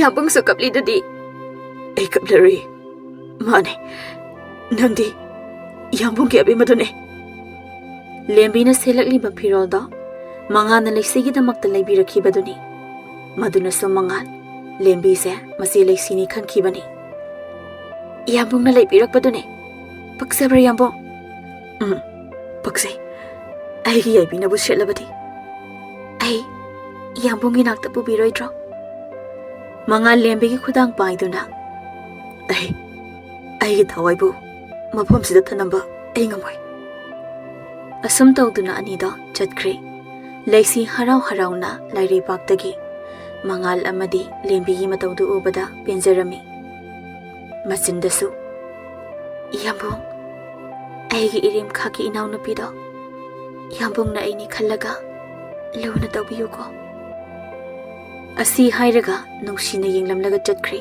ꯂꯦꯝꯕ ꯋꯥꯈꯜ ꯅꯨꯡꯉꯥꯏꯇꯅ ꯊꯣꯛꯂꯛꯏ ꯂꯦꯝꯕ ꯃꯥꯒꯤ ꯒꯥꯔꯤꯒꯤ ꯁꯤꯠꯇꯨꯗ ꯐꯝꯂꯒ ꯅꯨꯄꯤ ꯑꯃꯈꯛ ꯀꯣꯏꯖꯒꯦ ꯇꯧꯕꯗꯁꯨ ꯃꯥꯏ ꯃꯉꯥꯜ ꯍꯥꯏꯕ ꯑꯥꯔꯀꯦꯗꯨꯅ ꯄꯨꯈ꯭ꯔꯦ ꯑꯩ ꯁꯤꯕꯨ ꯅꯨꯄꯤ ꯐꯪꯗꯅ ꯑꯗꯨꯝ ꯂꯩꯗꯧꯔꯕ ꯍꯣ ꯂꯦꯝꯕ ꯅꯪꯒꯤ ꯂꯦꯝꯕꯤꯗꯣ ꯃꯤꯅ ꯄꯨꯈ꯭ꯔꯦ ꯇꯥꯟꯖꯥꯗꯨꯗ ꯇꯨꯡꯂꯣꯝꯗꯒꯤ ꯂꯦꯝꯕꯒꯤ ꯂꯦꯡꯕꯥꯟꯗ ꯕꯣꯕ ꯊꯥꯗꯨꯅ ꯗꯥꯂꯦꯝꯕ ꯅꯪꯗꯤ ꯁꯤꯗ ꯀꯩꯗꯧꯔꯤꯕ ꯑꯩ ꯉꯥꯏꯔꯝꯃꯤꯔꯕ ꯀꯥꯏꯗ ꯉꯥꯎꯕꯤꯅꯣ ꯑꯩꯕꯨ ꯅꯪ ꯉꯥꯏꯕ ꯅꯠꯇꯦ ꯃꯤꯅ ꯁꯣꯝꯅ ꯊꯃꯣꯏ ꯀꯥꯏꯔꯀꯥꯟꯁꯤꯗ ꯇꯣꯟ ꯃꯆꯤꯟꯗꯣ ꯄꯩꯊꯣꯛꯂꯒ ꯗꯥꯂꯦꯝꯕ ꯑꯩ ꯇꯣꯟꯅꯦ ꯅꯪ ꯀꯥꯎꯔꯕꯣ ꯇꯣꯟ ꯍꯥꯏꯗꯤ ꯑꯣ ꯇꯣꯟ ꯀꯞꯆꯦꯠꯄꯤ ꯅꯪ ꯑꯣꯏꯔꯦ ꯅꯪꯗꯤ ꯅꯍꯥꯟꯈꯩ ꯀꯥꯏ ꯂꯩꯔꯨꯒꯦ ꯗꯦꯜꯂꯤꯗ ꯑꯩ ꯂꯥꯏꯔꯤꯛ ꯇꯝꯕꯩ ꯂꯩꯔꯨꯗꯨꯗꯤ ꯃꯤꯅ ꯂꯥꯏꯔꯤꯛ ꯇꯝꯕꯒꯤ ꯂꯩꯔꯤꯀꯥꯟꯗ ꯅꯪ ꯅꯨꯄꯤ ꯑꯇꯣꯞꯄ ꯌꯦꯡꯕ ꯅꯠꯇ꯭ꯔꯣ ꯍꯩ ꯑꯩꯗꯤ ꯅꯪ ꯉꯥꯏꯔꯤꯅꯤ ꯑꯩ ꯀꯅꯥꯝ ꯀꯣꯏꯗꯦꯀꯣ ꯑꯌꯥ ꯑꯁꯦꯡꯕꯩꯔꯣ ꯊꯣꯏꯕꯅ ꯅꯨꯄꯤ ꯐꯪꯗꯕ ꯂꯦꯝꯕꯅ ꯅꯨꯄꯤ ꯐꯪꯈ꯭ꯔꯦ ꯑꯗꯨꯒ ꯅꯨꯄꯤ ꯌꯥꯝ ꯀꯣꯏꯕ ꯑꯩꯅ ꯄꯨꯝꯅꯃꯛ ꯄꯥꯝꯅꯩ ꯄꯥꯞ ꯑꯩꯅ ꯅꯨꯄꯤ ꯀꯌꯥꯒꯤ ꯊꯃꯣꯏ ꯁꯥꯟꯅꯔꯨꯕ Haina hasa. Nayamba idona. Yurai subo iningradi. Nungsibada phagi taurunuko. Nungsibada phagi taubo yaramdre. Hey. Migi thamoibu sanaruba. Aigi thamoi sisune. Mi atopuna adum sanabiramadawni. Masi kafadeko. Aduna thoiba isu. Nupi mayam koirudana. Aina nungsijabi thoibina hundokpirame. Mirai bire nang naibu. Paap ne. Paap. Nungsibagi paap to ne. Aina fangliba. Wajasana. Nungsibada phagi tauruba. Aigi irane. Mane. Nungsibagi paap.